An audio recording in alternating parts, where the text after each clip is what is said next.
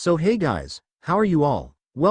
So we are back with a brand new movie on What If Naruto Unleashed the Power of the Blast Core. Naruto x Yugito N. Movie. But before we start, be sure to subscribe to our channel and like this video. Now let's begin the story. Naruto had escaped the villagers again as he hid inside a cave in the Hokage mountain. He had found it a long time ago by accident. It was so well hidden. He didn't go that far until tonight. He was looking for water to drink because he had been in there for hours. Naruto suddenly fell into a pool of glowing water and Naruto gasped at what he saw. In the middle of the pool was a metal rod connected to two other rods. It was constantly sparking, causing the pool to glow blue. Next to it in a glass case was a glowing crystal that was glowing a magnificent blue that filled the cavern. Naruto walked over and grabbed a small old note connected to the rod. To the person that finds this, if anyone does, you have stumbled upon a device used by a great hero. He saved countries by sacrificing himself while using this device. It is called the amp. It transfers lightning through it into a heavy-hitting weapon.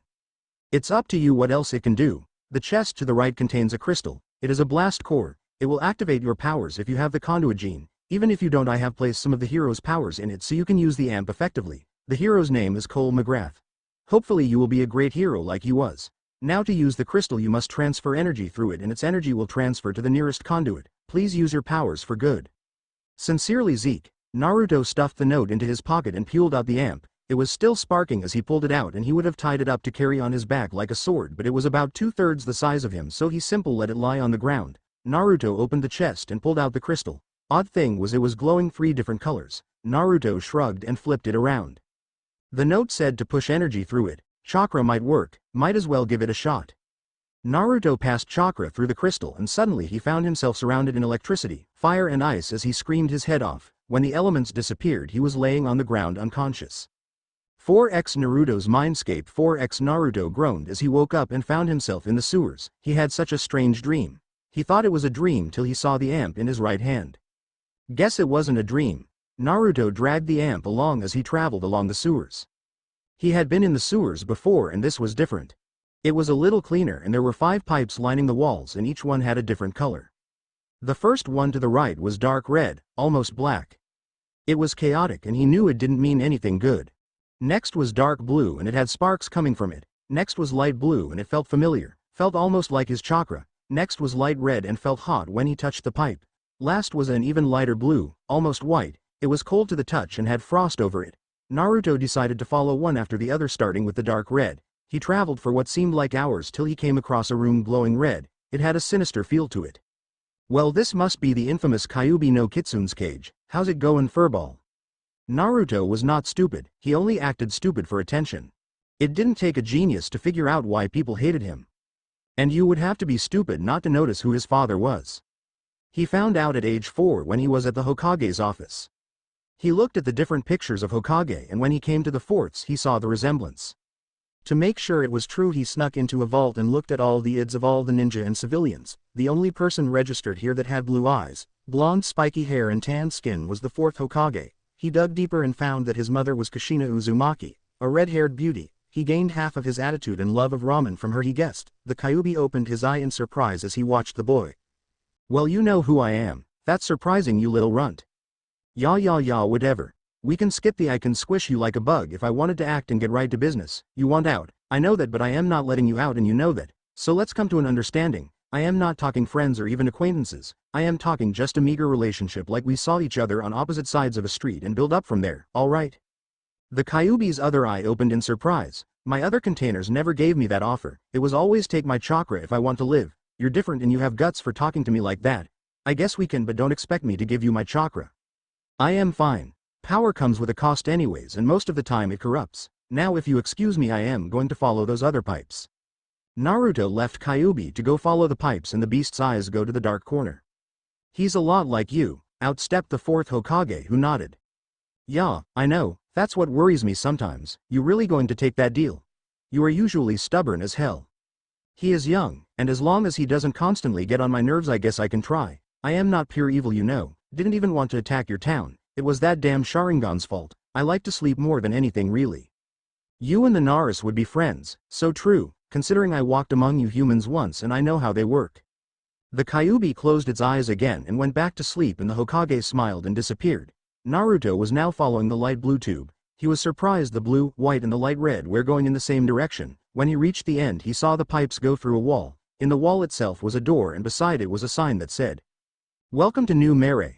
Naruto opened the door and gasped. Inside was an entire city, but it was like a ghost town. No people, no pets, no animals, no nothing. Naruto walked the streets as he looked for life. "Hello." His voice echoed off the tall buildings. He sighed after looking for what seemed like hours and he sat in a tree near a river. "Nobody, so what do I do now?" Naruto saw a flash in the distance and decided to check it out. When he arrived he saw a man sitting on a roof and he climbed up and cleared his throat to get the man's attention. Hello?" "Hello there Naruto, took you long enough to get here." "Who are you? How do you know my name and where are we?"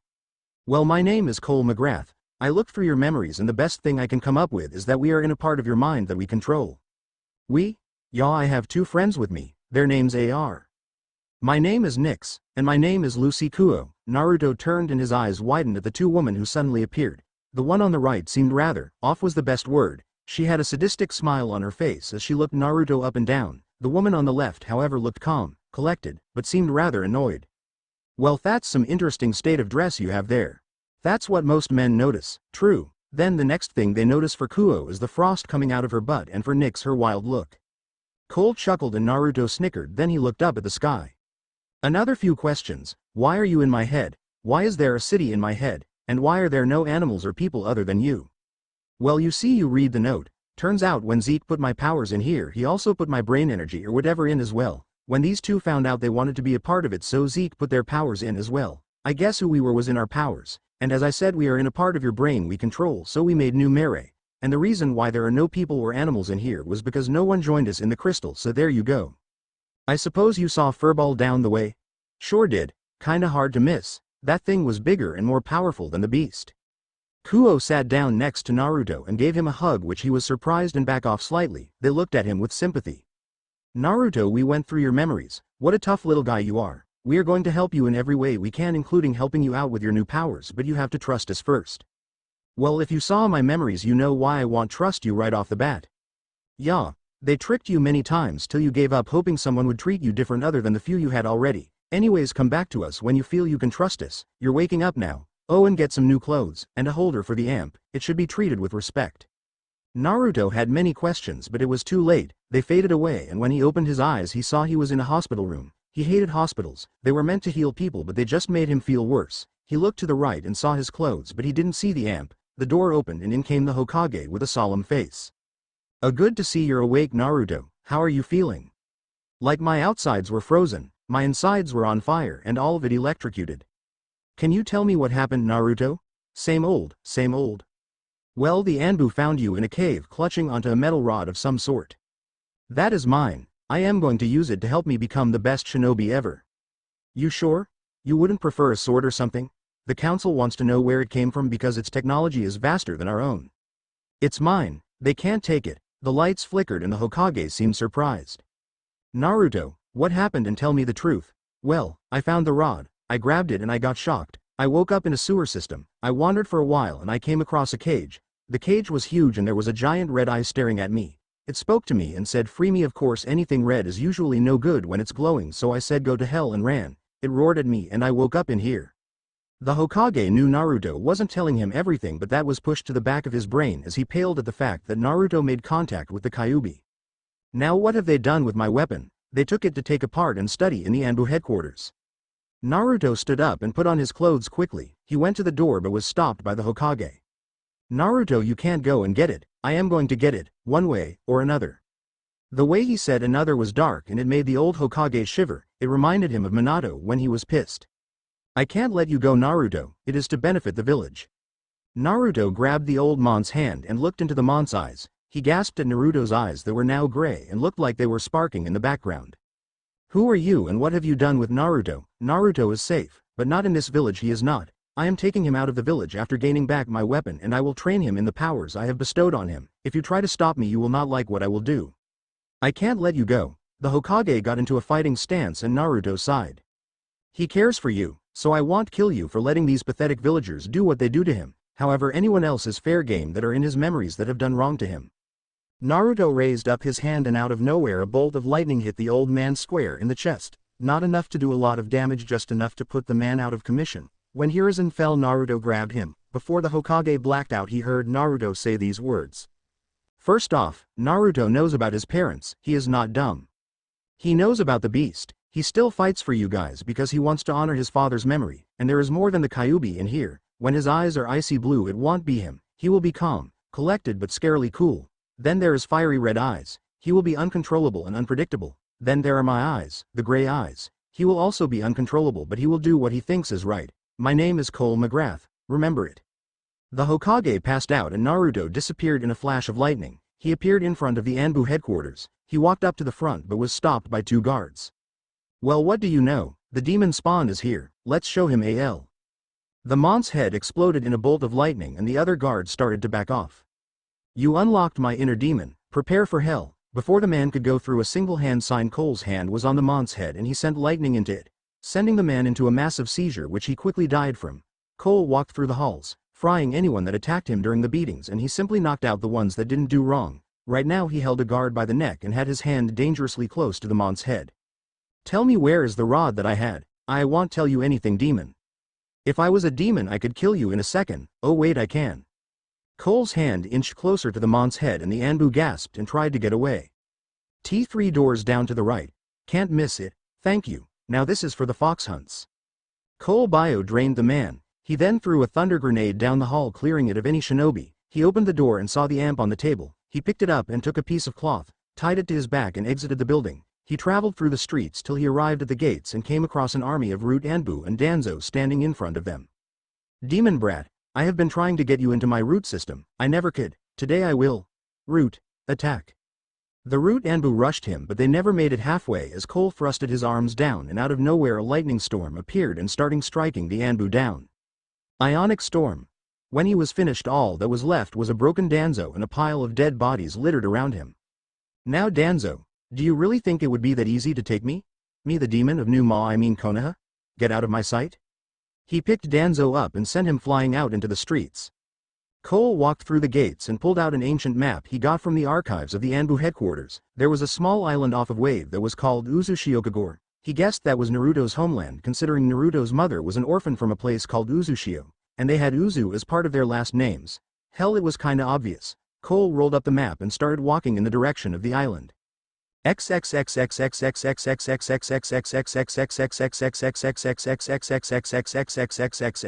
weeks later.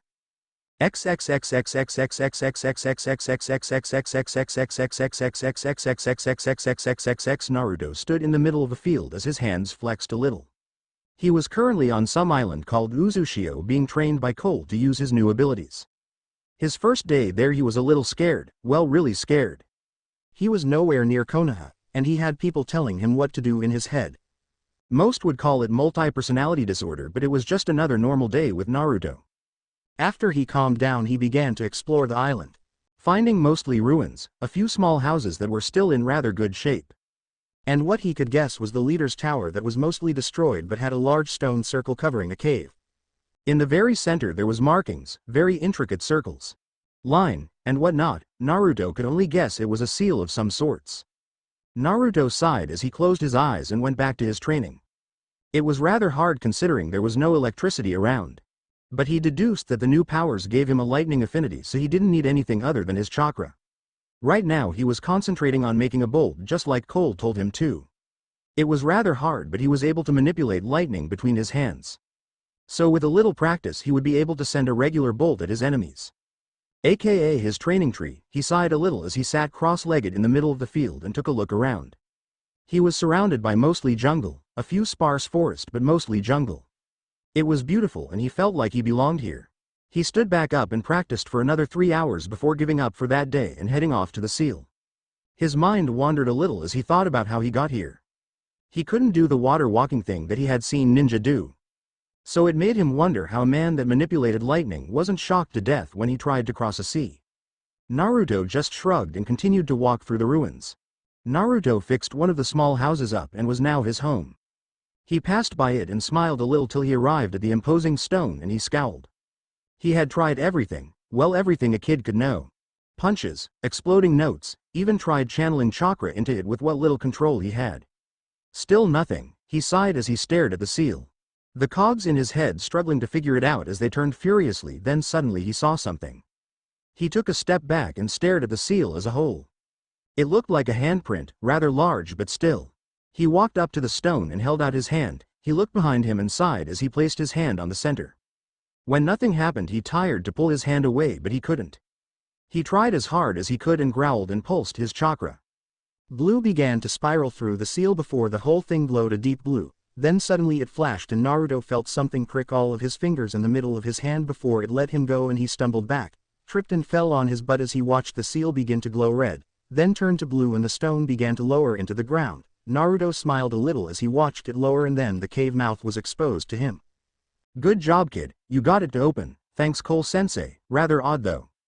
Well, don't just stand there, go on, Naruto chuckled as Nick's voice rang off in his head. She forget he was just a 9-year-old, Naruto sighed as he began to walk in and take a look around. The place was magnificent with engravings on the wall and tapestries. Some were rather odd, showing a red-haired man with weird purple ringed eyes fighting against a 10-tailed wolf. Showing 9 new bodies, then a woman and 2 men standing by the mon's deathbed. He simply shrugged and continued to walk through the tunnel till he reached a large room that made him gawk in awe. It was huge, as big as the stadium, and almost every wall was packed with scrolls, weapons, paintings, and everything in between that a village would have. Naruto walked over to a railing and glanced over in the corner and almost fell over from fright. Over where he looked was a skeleton clutching onto a small circle. Its arm was extended and was pointing to a small dome in the middle of the room. Only as big as a ninja hound. He walked over curiously. The mon's hair was mostly gray, but there was red still streaked in his hair. He took the ring in the mon's hand with a little struggling and then walked over to the dome. Glancing back at the skeleton thinking it might come to life and kill him, he looked over the dome and saw it was made of gold, twinkling slightly in the light till he saw a nub jutting out from the top. He placed the ring on the nub and it slid down to the bottom and it started spinning. The dome started to glow till suddenly it stopped and the lights turned out. Naruto groaned and slapped himself on the face. Well, you broke it. Ah, shut it, Kumo, Naruto grumbled as he started to grope around to find the railing up till a blue light appeared behind him and he turned to see a small man standing near him. Naruto watched as he flickered a little and saw a beam attached to him from the top of the dome. Behind the old man was what looked like the office of a cage looking over the village, but instead of a peaceful day it was filled with fires and destruction. Hello there, if you are seeing this then you are one of the last of us Uzumaki. What you are in right now is our storage of sorts for times of war. Never had to use it till now. The several nations have declared war on us for quite some time now. We were bound to lose, but we still fight. It's the Uzumaki way to be hard-headed even against impossible odds. Anyways, all of this are yours. The scrolls contain history, jutsu, strategy, recipes, just to name a few things. Since you are the one to discover this, you are the new Uzukage of whatever is left of our village. It is up to you to restore our clan to its rightful power with whatever you deem necessary. Personally, I hope it is you, Kushina. It saddens me you had to have the Kyuubi sealed into you, but it had to be done with Mito dying at an old age. If it's not you, well, I hope whoever you are that you are a good leader. Anyways, I bet you're wondering how this is possible with me talking to you. Well, a message was recorded in a seal around the Uzukage ring. A little power and it will produce any message. The man paused and turned towards the right and sighed a little as he pulled out a kunai. I suggest you train hard because the man who is responsible for all this is a tyrant. You must avenge us all. Train hard and prepare, young Uzumaki. The man said something to a man who appeared beside him. His hair was gray with streaks of red. It was the man that had the ring in here. Naruto sighed as the projection stopped and it went blank. Naruto sat down as he went over the information. His mother was the previous container, and his grandmother he guessed before her. Naruto sighed a little more as he leaned against the steps and closed his eyes. After a few minutes of going over his thoughts, a smile broke over his face and he looked around at all the scrolls on the walls. Well, it's time to get training. 4x 1 year later. 4x currently Naruto was on the island concentrating on his new technique. He had basically mastered all the scrolls in the vault because of one of the first scrolls he picked up carried the shadow clone jutsu. It sped up his knowledge and training by leaps and bounds. His abilities increased as well and he found out his primary ability was wind. Along with wind he could control water, ice, fire, and lightning. It made him rather giddy thinking about all the jutsu he would be able to do. Naruto smiled to himself as he glanced over at Cole, who was sleeping under a tree. After finding out about the shadow clone jutsu, Naruto had the idea of them putting part of their powers into the clone he was about to create and it temporarily transferred them as the clones. Naruto stretched a little as he touched the headband on his head. It was a black headband with a swirl on the metal plate. He found a scroll filled with Jonin, Chunin jackets. Headbands and outfits. Naruto wasn't overconfident. He knew he should be overconfident, so he stuck with genin rank for now, though he was sure his powers could rival Hokage's. He didn't have the field experience. Naruto sighed as he opened up his hands and threw a small blue ball into the sky. After a few seconds the ball started to grow and grow till it exploded, sending a blast of electricity through everything around it. Naruto smiled to himself as he walked over to Cole and sat down next to him. Cole? You think it's time to start rebuilding the village? I don't know, it's all up to you, Naruto. Naruto sighed and leaned back. It was heavy on his heart to rebuild and repopulate however possible. Now Naruto, before he found the medic scroll, didn't have any idea how kids were made. Afterwards he was rather embarrassed. He didn't think he could do that, so he had a plan. He was going to find Rouge ninja that were sick and tired of being on the run, war orphans, or anyone just wanting to join a village, and would give them access to his village. It would be tiresome to build a bridge from the mainland to the island because of all the whirlpools, but it would be easier than shutting down the whirlpools every time someone wanted to cross. Naruto sighed again and stood up and headed towards the shore. And where are you going? I think it's time we started. Naruto said with a smile before running at high speed. Naruto piratically glided off of the ground onto the water where he skated. He glided across the water, not making a sound as he headed towards the mainland. He jumped over, dodged around and turned off certain whirlpools before he arrived at the mainland. He sighed as he stretched slightly from the use of his chakra. It was a rather large sea, but with his skating technique he made it under an hour. He de-iced to head off to a nearby town he had seen in the distance. He thought it was called Spa and Bath Country, but he couldn't be too sure.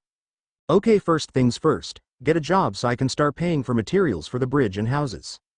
And find a helper or two in the meantime. Naruto yawned a little and then glanced down at his clothes. It was the uniform for Uzu's forces. The shirt was red with a blue swirl on the arm. The pants were black with a choice of a red, blue and orange stripe down the left leg. He guessed it was a symbol for the specialty of the person wearing it. Then he wore a pair of black sandals. He also wore the Azuka's robe. Since it wasn't one of the main ninja villages, it was different than most. It was all covered in red with a blue stripes on the arms and a purple spiral on the hem. Naruto smiled as he made a hand sign and poofed to look like an older version of himself. Who in their right mind would hire a 10-year-old kid?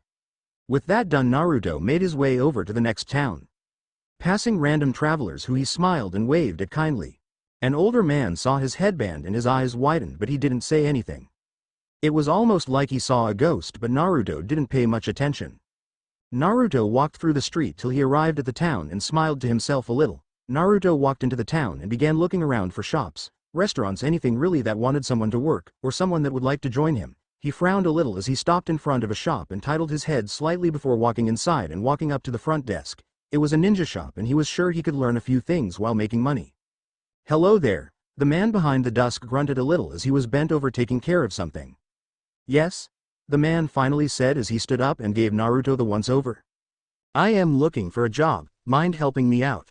The man stared a little at the headband till his eyes dropped to Naruto's eyes. You're an Uzumaki. Yes sir, I am. I heard your clan was wiped out. No sir, as long as I am left there is no chance we will be wiped out. The man smiled a little and held out his hand. My parents were saved by some Uzumaki when I was little. I am forever in your clan's debt. If you need a job then I am happy to provide you one. Naruto smiled and shook the man's hand. My name's Akron, yours? My name is Naruto Uzumaki sir. The man chuckled a little and nodded his head. Well, you might as well help out. We are getting a shipment of metal, scrolls, and weapons. We need to load them into the back. Naruto smiled and rubbed the back of his head. I'll get it done in 5 minutes. All you need to do is tell me exactly where to put them. The man grinned at Naruto and walked to the back of the shop, out the back door, and he arrived to see a ton of boxes. Let's see what you got. Naruto smirked and put his hands in the infamous cross sign, and suddenly about 300 Narutos appeared around them. My name is Naruto Uzumaki sir. The man chuckled a little and nodded his head. Well, you might as well help out. We are getting a shipment of metal, scrolls, and weapons. We need to load them into the back. Naruto smiled and rubbed the back of his head. I'll get it done in 5 minutes. All you need to do is tell me exactly where to put them. The man grinned at Naruto and walked to the back of the shop, out the back door, and he arrived to see a ton of boxes. Let's see what you got. Naruto smirked and put his hands in the infamous cross sign, and suddenly about 300 Narutos appeared around them. You're on.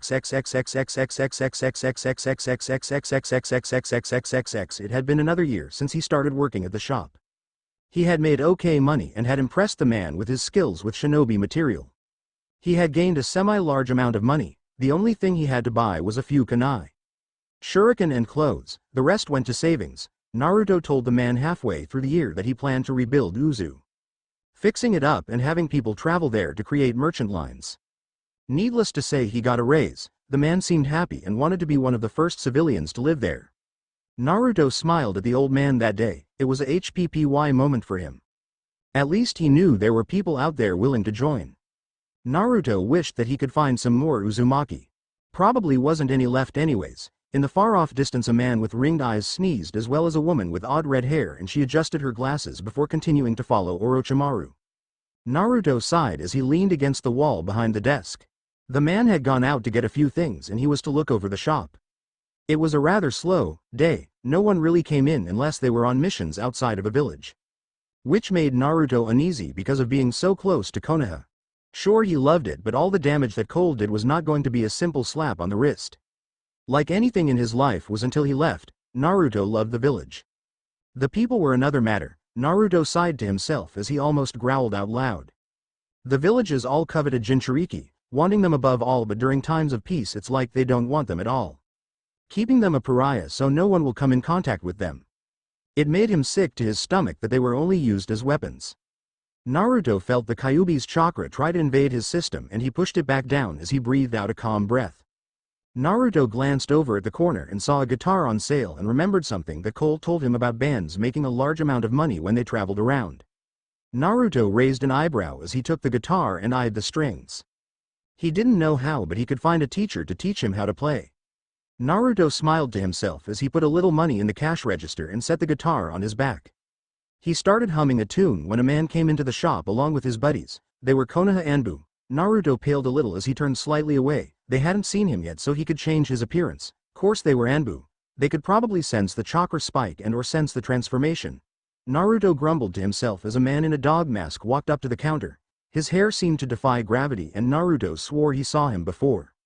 "Excuse me, do you have any exploding notes, chakra rope, and sealing scrolls?" the man asked and Naruto nodded. "Right this way, sir," Naruto said as he passed around a corner to replace himself with a clone. He was sure they were going to try and capture him because that man, he had seen him before. There was no way the man didn't recognize him since he wasn't very original with his disguise. Hell, he just made himself look older. The clone appeared from the back storage with the required items and the man nodded, paid for it, then wrapped the clone the chakra restraining rope faster than you could blink. "Finally got you, Naruto. You're coming back to the village with us." Naruto, who was hiding behind the corner, quickly ran out the back door only to bump right into a pair of Anbu who were guarding the back. Naruto slid under their legs, then covered himself in lightning and seemed to just pop out of existence. It was a technique he created that made him faster than even a cage I can track. Naruto appeared behind one of the men and delivered a swift kick to his back, sending him into the store, and he winced. "Sorry, old man, I'll pay for it," Naruto thought as he grabbed onto the last man who had finally regained his composure and started grappling with Naruto. But with the lightning it was rather hard, causing his muscles to spasm. Naruto smirked when the man slipped slightly, allowing him to get a grip on his shoulders, flip over and deliver a kick directly to the man's spinal cord, sending him flying into the streets. He got the memories of his clone dispersing and Naruto blipped again. He was sure he couldn't come back just yet. It would be under watch 24/7 for a while, so Naruto quickly hanged into a civilian, walked into the shop and laid his savings on the counter with a heavy heart and wrote a note. "Dear old man, I have to leave. Konoha found me. Sorry about the damage, hope this is enough to cover it." Naruto walked out of the store calmly before walking off down the street. Naruto stopped inside an alley before he quickly collapsed from chakra exhaustion. Naruto's eyes drooped and the last thing that filled his eyes was a female blocking his vision. A few hours later Naruto woke up and was riding on the back of a large man and he started to struggle. "Easy there, kid," the man said, and Naruto grumbled a little as he tried to pull away still. "Where are you taking me?" Naruto mumbled out as his eyes struggled to focus. "Kumo," the man simply said, and Naruto's eyes shot open and was surrounded by the lightning again, causing the man to drop him. Naruto panted as he got into a fighting stance and wearily watched the man, along with a woman who was watching him intently. "That's too far. I am not going with you," Naruto said confidently, but his legs were shaking because he still didn't recover enough chakra to use the technique again, and it drained him to almost unconsciousness again. Oh yeah, and where do you live? I am pretty sure you are an orphan, the woman said with cat-like eyes staring into his. Naruto looked at the ground. I am, but I am going to rebuild my clan's village. It will be a haven for all outcasts, including Jinchuriki. Naruto said confidently, and the two people seemed a little taken aback at the boy's outburst. They glanced at each other and then at the boy. Well, they would have if he hadn't have disappeared. The woman sighed and extended her senses to find Naruto. When she looked onto his presence, she calmly walked into a clearing where Naruto laid, face down and unconscious again from chakra exhaustion. You do realize that the Raikage won't like us doing this, Yugito, the man said, and the now identified Yugito shook her head. I am not just leaving him here. You saw what he did to those Konoha Anbu. He will be a great asset, not only that he will have a home. Darui, Yugito said, and Darui simply shrugged as he picked up the blonde again. Could it be that little Yugito has a crush on our blonde? Darui teased, causing Yugito to turn beet red and almost punch Darui. And she would have if it wasn't for the kid on his back. Naruto was out for the next day, allowing them to travel all the way to Kumo without another incident, which relieved Darui, thinking it was too troublesome in the first place. Naruto began to stir as he cracked his eyes open and saw a village. Not Uzu, not hot springs, not Konoha. It was surrounded by clouds, and Naruto started to panic and tried to access his chakra but noticed he couldn't. Naruto struggled against Darui, who was carrying Naruto towards a large tower. Let me go. I don't want to be a cloud shinobi, Naruto yelled, and Yugito sighed. You don't have to. I guessed that you were special and I was correct, so we are going to train you in politics and how to control your tenant. Afterwards you can leave at any time you choose, Yugito stated calmly, causing Naruto to freeze. How do you know about furball? Naruto asked. It's because you and me are the same, Yugito said and held up two fingers, and Naruto's eyes widened in surprise, then tilted his head. Why are you doing this for me? Naruto asked. So you can create your dream. There needs to be a place, a haven for Jinchuriki and people like us, who do not have a normal life, who are a pariah for being different for others, Yugito said with a slight tremor in her voice, and Naruto slowly slid off of Daru's back and hugged Yugito. Thank you, Naruto said as he looked into her eyes. Naruto traveled next to Yugito the whole time till they arrived at the office, and before they could knock, a man was sent shooting out of the twin doors past Naruto and the others and into the far wall. Guess B tried to ask for another concert, Darui said with a sweat drop, and Yugito nodded before walking inside and bowing slightly to the Raikage, followed by Darui, and Naruto hid behind Yugito. Now he could face the Kyuubi no Kitsune because it was in his head. It was easy. He could face Anbu and laugh, but this man intimidated him. He was only 11 and this man with his large body towered over him, and he felt so inadequate. Report, the man said. Sir, we have completed our recon mission with success. On our way back we stopped at Hot Springs Country to get a snack before we continuing our traveling. We stopped off at a restaurant till we heard some commotion coming from a ninja shop, and this boy. Yugito motioned towards Naruto, took out 3 Konoha Anbu before running off. We found him passed out in an alley from chakra exhaustion, Yugito said, and Naruto meekly waved at the man who raised an eyebrow. He is also the container of the 9 tails, Darui said, making the other eyebrow raise before he looked at Naruto.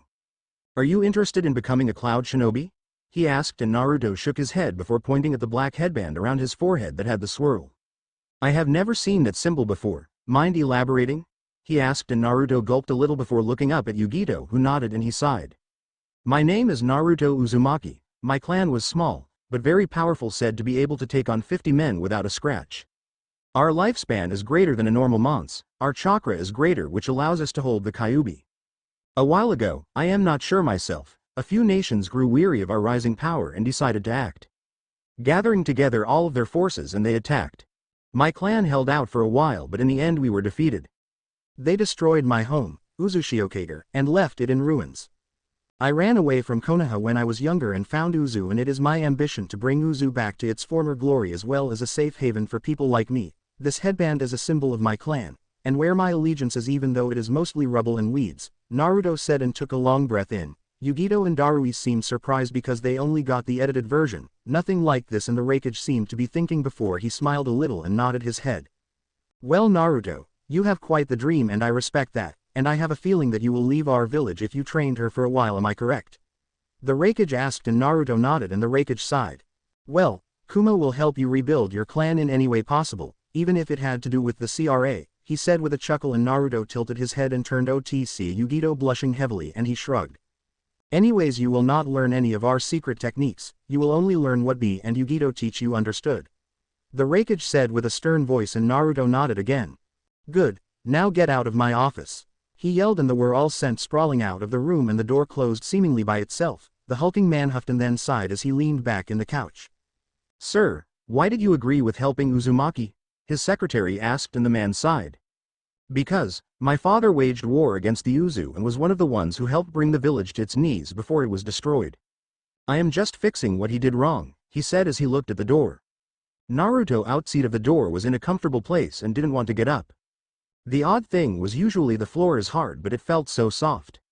Like two pillows caressing his face, Naruto cracked an eye open to see where he was, and he paled in horror as he saw he was in between Yugito's bust. He simply shot up and mumbled apologies before running out the door into the streets. He promptly ran into the man who was sent flying out of the Raikage's office and hid behind him and tried to seem as little as possible. He had seen the hit the man took and knew he was a good meat wall for his protection.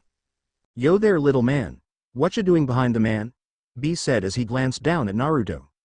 I accidentally touched the Valley of Death, Naruto said, yelled at B, who raised an eyebrow. You see, a while ago when he was working at the shop he wondered what those things were, so he touched a woman there. Needless to say, from that moment on they were now the Valley of Death. What you talking about, fool? Ya fool? B asked as he heard the door for the tower creak open. We got sent out of the office, and I didn't land on the floor, I landed on the blonde woman and my head landed. B didn't need to hear anymore as he grabbed the boy and started running.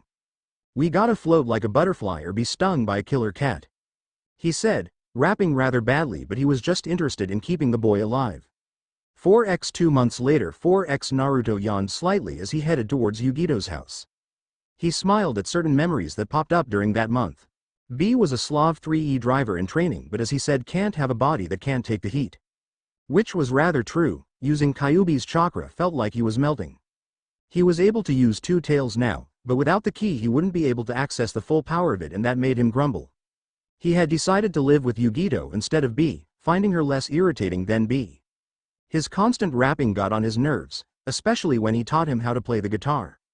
Naruto opened the door and was about to say I am home before he heard a strange noise. It sounded like struggling, and he thought it was a home invasion, so he grabbed the amp from his back and sent lightning chakra to it, forming a lightning blade over the metal as he walked up the stairs. He stopped by Yugito's room where most of the noises were coming from. Then he heard a noise he wasn't expecting. A moan. Half of him told him to run, thinking it was a lover, while the other half knew she didn't have a lover, so it could be rape. He decided to follow his other half and turned the corner to see a sight that would be forever stuck in his mind. There on the bed lay Yugito in nothing but her headband, one of her hands playing with her ample breasts and the other moving in between her legs. Naruto just stood there and stared for what seemed like hours before Yugito turned her head and saw Naruto, licked her lips and stood up and valacked over to him. Naruto, I need your help, she said as she walked over to him, pressing her body against his, and he gulped as his eyes trailed down her tanned body. He noticed something that really someone should notice in these kind of situations. First, there were no tan lines, and Kyuubi was trying to push him into kissing her deeply while touching her Valley of Death. She practically purred when she grabbed his hand and placed it on her breast and used it to knead it. Will you help me, Naruto-kun? She purred as she licked his whisker marks, and Naruto did the only thing he could think of at that moment. He pushed lightning into his body and disappeared. He reappeared half a mile away near B's house as he collapsed in a training field. Naruto sat there quietly for 5 minutes before he yelled out, "What the hell?" B came upon him a few minutes after that, looking down at Naruto. Almost forgot to tell you, 9. Don't go by Yugito's house, she's having a little problem with her biju, B said, and Naruto's eyes twitched as he looked up at B. You could have told me that a few minutes ago, Naruto growled out. What the hell was that anyways? Yugito's seal isn't able to push back the feelings of need when her biju is in heat, so she has an uncontainable urge to mate, and if a person touches her or she touches a person, she will track them down till sunset so she can mate with them, B said with a smirk, and Naruto paled. I am just a 11-year-old. She can't do this legally, can she? Naruto almost yelled. Technically, law says since you were the last of the clan, and the clan leader, you can start producing kids when you feel you need to start, B said, and Naruto groaned. Naruto heard rustling and turned to see Yugito standing there. Clothed at least by the same hunger in her eyes was there, and she licked her lips when she saw Naruto. Come on, Naruto-kun, come back to my house, she purred as she took a step closer, and Naruto was on the run again, followed quickly by Yugito. He ran for hours, it seemed, never stopping till he knew it was sunset, and he quickly collapsed inside an alley, oddly just like the one Yugito found him in. A shadow covered the entrance, and Naruto looked up to see Yugito standing there. Naruto visibly trembled as she stalked closer and gulped loudly. Oh Kami, this is how I am going to end. Naruto thought as she stood above him, then bended over and hugged him tightly and he heard her sobbing. Yugito? Naruto said, a little scared and really confused. Yugito looked him in the eyes and he could see tears free falling from her eyes, and she was babbling about the heat before she eventually calmed down as Naruto hugged her tightly. Naruto-kun, I am so sorry. It was Nib. Naruto placed a finger on her lips and smiled at her with his trademark grin, causing her to melt into his embrace. It's okay. B explained it to me. No worries, alright?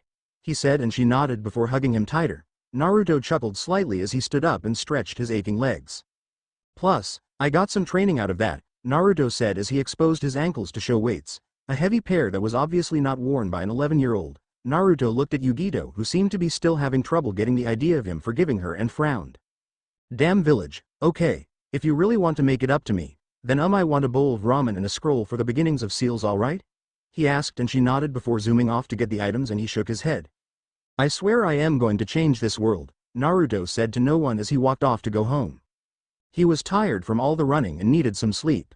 Naruto glanced around the village as he walked. He wasn't sure how he was going to run a whole village, let alone rebuild it from scratch. Naruto's will was strong and he was willing to do anything to please his ancestors, but he was still afraid he would mess up.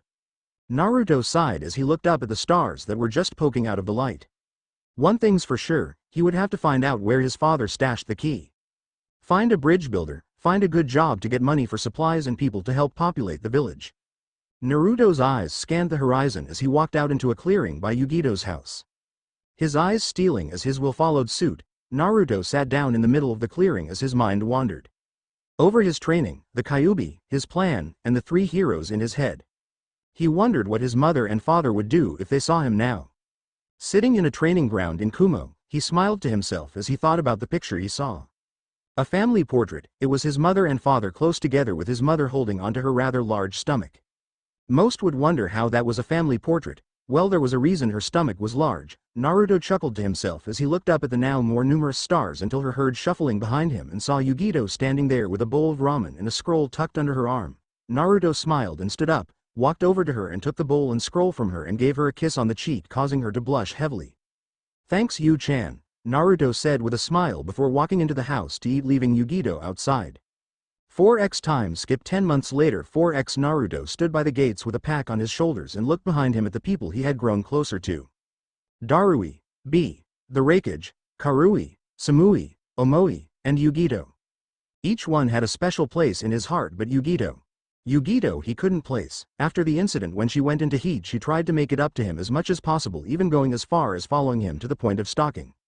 But they had grown close, and that scared him, not for the usually reasons of she's too good for me or stuff like that. It was because of his past. He didn't understand the feelings. He just felt weird around her and he didn't tell anyone. Naruto sighed as he fist pumped everyone except for Yugito, who he hugged tightly. She hugged him back and let a tear drop. Only person who saw it was Darui, who smirked a little.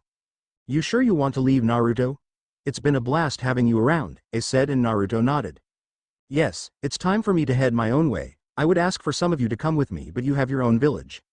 And I have mine, Naruto stated sadly as his gaze leveled on B and Yugito. He coughed a little and glanced at Naruto before handing him a scroll and walking away. Everyone looked curiously as Naruto opened the scroll, and as his eyes darted back and forth across the text, his eyes kept widening and by the end he was imitating a fish. B grabbed the scroll curiously and his sunglasses almost fell off. I, the Raikage, have given permission to transfer my shinobi, Yugito Ni, to Uzumaki as a peace treaty between it and Kumo, as well as looking for an alliance between the two villages, thus creating a trading route between them. Yugito followed in Naruto's path as her eyes widened. Furthermore, the leader, Naruto Uzumaki, is allowed entrance at all times in Kumo. I also give my permission to him to marry any Kumo shinobi he feels interested in. B read out and then looked at Naruto, who was blushing heavily. Yo, you just need to sign it, B said as he handed the scroll to Naruto, who looked at it and then at Yugito. Do you want to come with me? He asked curiously as he stared into her eyes as she seemed to be fighting over her feelings, then nodded meekly, and Naruto smiled before signing the document and handing it to B. Tell him thank you. Oh, and it was me who put red on orange, Naruto said with a snicker, making everyone tilt their heads. Naruto waited 45 minutes for Yugito to get back from packing, and he sighed when he guessed she had second thoughts and turned on his heel to head out. Naruto heard footsteps behind him and turned to see Yugito with a large, bulging pack, and he raised an eyebrow at her and she blushed. I couldn't think of what to bring, she said, and Naruto laughed before walking again, followed by Yugito, who seemed to be watching him intently. After a couple of hours of awkward silence, Naruto turned to Yugito and raised an eyebrow. You know, I find it hard to believe that someone like you, so loyal to your village and friends, left to come with me, Naruto said as he watched Yugito. Well, if you don't want my company I can always head back, Yugito said with a small smirk, and Naruto shook his head. If you don't want to talk about it then okay, Naruto said before turning back to the road, and they walked in silence again. You intrigue me, Yugito said finally, and Naruto raised an eyebrow. How so? Naruto asked. Well, you were very loyal, kind, and try to get on everyone's good side, plus you are not a pervert. If you were any normal man when I went into heat you would bag me I guess, she said, and Naruto almost choked as he coughed a little and chuckled nervously. Well I just respect you and I didn't want to ruin our friendship, plus I was only 11, Naruto said with casual tone, and Yugito chuckled. Yeah, I forgot that you were very underaged, Yugito said, a little disappointed, and Naruto's hearing picked up on it. Well, technically if I am old enough to be a shinobi I am old enough to drink and stuff if that's what you meant, Naruto said innocently, and Yugito shook her head. You are so innocent, Naruto, Yugito said, and wrapped an arm around Naruto, causing him to blush as his head was pushed into her bust slightly. Hey, I am not innocent, he yelled with a pout, and Yugito giggled. Alright, name one move in bed, one drink, and one form of entertainment, Yugito said, and Naruto started to think. Sleeping, tea, and watching B get hit by a, Naruto said, and Yugito shook her head. As I said, innocent, Yugito said as she smiled down at Naruto. He pouted as he folded his arms over his chest, and Yugito laughed before kissing his forehead, earning a blush from both of them. Whatever, I am only 12 you know, how am I supposed to know that stuff? Naruto mumbled as he looked up into the eyes of Yugito. An electric charge seemed to appear between them, not one of rivalry but one of something deeper, something belonging to the help, and Naruto shivered. Getting cold shrimp? Yugito teased, and Naruto shook his head.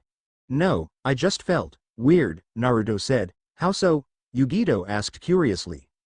Well, when I looked up into your eyes I felt like electricity volt through my body, probably just my chakra, Naruto said with a shrug, and Yugito seemed to have a faraway look. She didn't want to admit it but she had the same feeling. Ah well, so what's the game plan my dear Uzumaki? Yugito said with a grin, and Naruto chuckled a little. Well, first off we need money, so we need to work, and just for a change of pace, work some more. Once we get enough money we will get supplies and hire builders from a place called Wave that's nearby, Naruto said, and Yugito nodded. And how long is this going to take? Yugito asked. Well, probably 2 years, maybe 3, I am also timing it so we might be able to send some genin to the Chunin exams in a few years, Naruto said, and Yugito nodded again and put a hand on Naruto's head. You're a really good planner, Yugito said, and Naruto shrugged as they traveled back to the hot springs country. Well, let's see what you got. Life. He'll take it all on and turn out on top, Naruto thought as a storm seemed to brew in his eyes. His once calm blue eyes seemed to be the ocean in a storm as a smirk crossed his face. It had been 3 years, 3 long years, but Naruto finally saved up enough to hire a bridge builder. Not just a bridge builder, he was known for building great bridges. Houses and mansions. He was a famous builder called Tazuna. Naruto got word that he was on his way back from Konoha. Which means he should be able to get his help. Naruto was currently traveling with Yugito, who was oddly silent. Naruto himself was silent as his thought turned from Uzu to Yugito. They had grown close over the 3 years they were together on Uzu. Completely alone except for the heroes in his mind that popped out in a clone every once in a while. Other than that they just talked and trained together. Naruto wished he could train to control the Kyuubi's chakra, but it was hard without that key. Which is why he wanted to go to Konoha. His thoughts then traveled back to his blonde companion. His body was changing, he knew that, but he found himself watching her in a way that was different. Like when they went swimming after a long hot day, he noticed how the water cascaded down her body when she broke the surface. Yugito was also thinking about her blonde companion. How she noticed his staring lately. She guessed his body was starting to evolve faster than his mind. Not completely sure what was going on, so he was scared at the growing feelings. Yugito also noticed him. His muscles grew as he trained. His tan grew a little darker. His shining blue eyes always gave her a jolt when their eyes connected. Yugito hated to say it, but she was starting to fall for the blonde boy. He was so considerate of her, and instead, like most men who finally stopped trying to stay near her from all the beatings they took, ran whenever she was in heat, never stopping till he knew she was okay again. He also was very kind, a gentleman. He was brave, wonderful, and big. Yugito blushed as she remembered catching a glimpse of him when he went to take a bath. His stamina was out of this world, and his willingness to learn. She remembered when he gave her his house while he rebuilt another for himself. But he learned quickly that nights were very cold, so he asked if he could sleep on the old worn couch downstairs and she heard nothing of it. Dragged him into the bed and curled up next to him. They slept like that for the rest of their time together up to now. Seeing no reason to really separate, Naruto also learned quickly to get up in the morning before Yugito because he noticed he would have Mini Naru wake up in the morning. Standing at attention nestled between Yugito and himself. An awkward silence lowered onto the blondes as they took awkward glances at each other as they walked. She would never admit it, but it did feel nice for someone like Naruto. So filled with courtesy and gentlemanlike that he still, at least his subconscious, wanted her, and he would never admit he liked sleeping like that. With his arms around her waist as he breathed in the scent of her hair as he rested his head on her shoulder. He loved sleeping like that actually, but the same problem occurred every morning. He needed to get up early to go to the bathroom before she found out about his problem. What he didn't know was she was already awake and blushed whenever he got up to go because it would grind against her slightly when he moved to get up. Needless to say, they were both rather awkward at the moment, trying not to meet the other's gaze but seeming to always catch their eyes staring at each other, sending bolts of electricity between both of them. Finally Naruto had enough and quickly made 100 clones to go work on his chakra control as they continued to walk, taking much of the awkwardness with them for the moment. So, you think we are ready to start the rebuild? Naruto asked out of the blue and Yugito nodded. Yes Naruto-kun, I believe we are. Yugito's eyes widened as the blush returned when she caught herself saying Naruto-kun and thought Naruto heard it, but he had his eyes closed. I think we should find some Jinchuriki as well. I was thinking of the one in Taki. After digging around I found she has tried to escape on multiple occasions and the leash on her is so tight it's choking her, Naruto said, and Yugito raised an eyebrow. She? Yugito asked, a little jealous, and Naruto nodded. Yeah, plus I need someone who is in my age group, not that I don't enjoy your company. Anyways, there is another one with a tight leash in Suna, but the problem with him is that he doesn't have a single friend, because he is a psychopath killer, Naruto said, dodging the obvious bullet that meant a woman's wrath. No woman liked being called out of the age group. She simply grunted as she thought about the information. He is still a genin with over Jonin power. That's all I could get, but I bet he will be part of the Chunin exams this year, wherever they are being held, Naruto said as he saw they started to walk into a fog, laced with chakra. They were rather close. Since Uzu was considered the bigger sister of Wave, they were only miles away from each other, so it wasn't too hard to get to the other. So you plan on seeing if he wanted to join? Give him a friend, and if he still wants to, for him to join us? Naruto nodded and Yugito before putting a finger to his lips, and Yugito almost spoke before he put a finger to hers, making her blush and stammer a little before she felt a presence. Chakra being expelled as well, Naruto quickly stalked through the fog and hid in a bush where he saw through the fog a Jonin fighting a man with a large sword. And another Jonin and 5 genin guarding a man. Obviously he was Tazuna from the description he got. Naruto watched the battle continue before he glanced at the Jonin and genin. They weren't anything really special. The Jonin had raven hair with blood-red eyes and wrappings for clothes. The genin started with an overconfident duck butt with a fan etched on his clothes. After him was a pinky that Naruto guessed was pretty useless. After her was a boy with a dog on his head, looked rather feral with canines slightly sticking out of his lips. Next was an indigo-haired girl with pale eyes who was practically shivering in her boots. After her was the last genin, who was calm, stoic, and looked like he was calculating. Suddenly he heard a splash and Naruto turned to see the other Jonin. A silver-haired man with a red eye spinning in his left eye socket, caught in a water prison. The man with the large sword knew he couldn't take on the Jonin and genin by himself, so he called in his backup. A woman suddenly appeared in a hunter nin mask and Naruto raised an eyebrow. You know the man? Naruto asked Yugito, and she shook her head. No, but I saw him in the bingo books. His name is Zabuza Momochi, the demon of the mist. Wanted for trying to do a coup on the tyrant Mizukage with the rebels. He was defeated, so he ran, Yugito said, and Naruto smiled. Found another ninja. What do you think? Yugito gasped. Are you insane? He killed over 100 fresh academy students by himself? He is a madman, Yugito hissed, and Naruto shrugged as he saw a dome of mirrors appeared around the genin after the Jonin pushed Tazuna out. He ran towards the tree line only for a lone senbon aimed for his heart to suddenly appear out of the mirror. Suddenly a flash of lightning appeared in front of the senbon, blocking it and causing it to shatter. When the smoke cleared, there stood Naruto with the amp on his shoulder. Lightning chakra forming around the amp to shape like a sword of sorts, and he smiled. Yo, Naruto said. 4XQ song Thunder struck by AC/DC here. 4XW, who are you? The man asked, and Naruto turned slightly. I was coming to hire you to help me build a bridge to my village then help repair it, you remember Uzu right? Naruto said as the old man gawked, then he sent lightning chakra to his muscles and wind chakra to his chakra points. Swift release, Naruto said before he disappeared in a blink of an eye. Appearing behind Zabuza and letting off a bolt of lightning making the man let go of the prison and pull out his sword only to have it completely cut in half by the amp's lightning blade. Naruto smirked before he disappeared again, leaving a smirking after image before it puffed out of existence as Naruto appeared to intercept the woman in the mirrors, grabbing her by the hair and slamming her into the ground.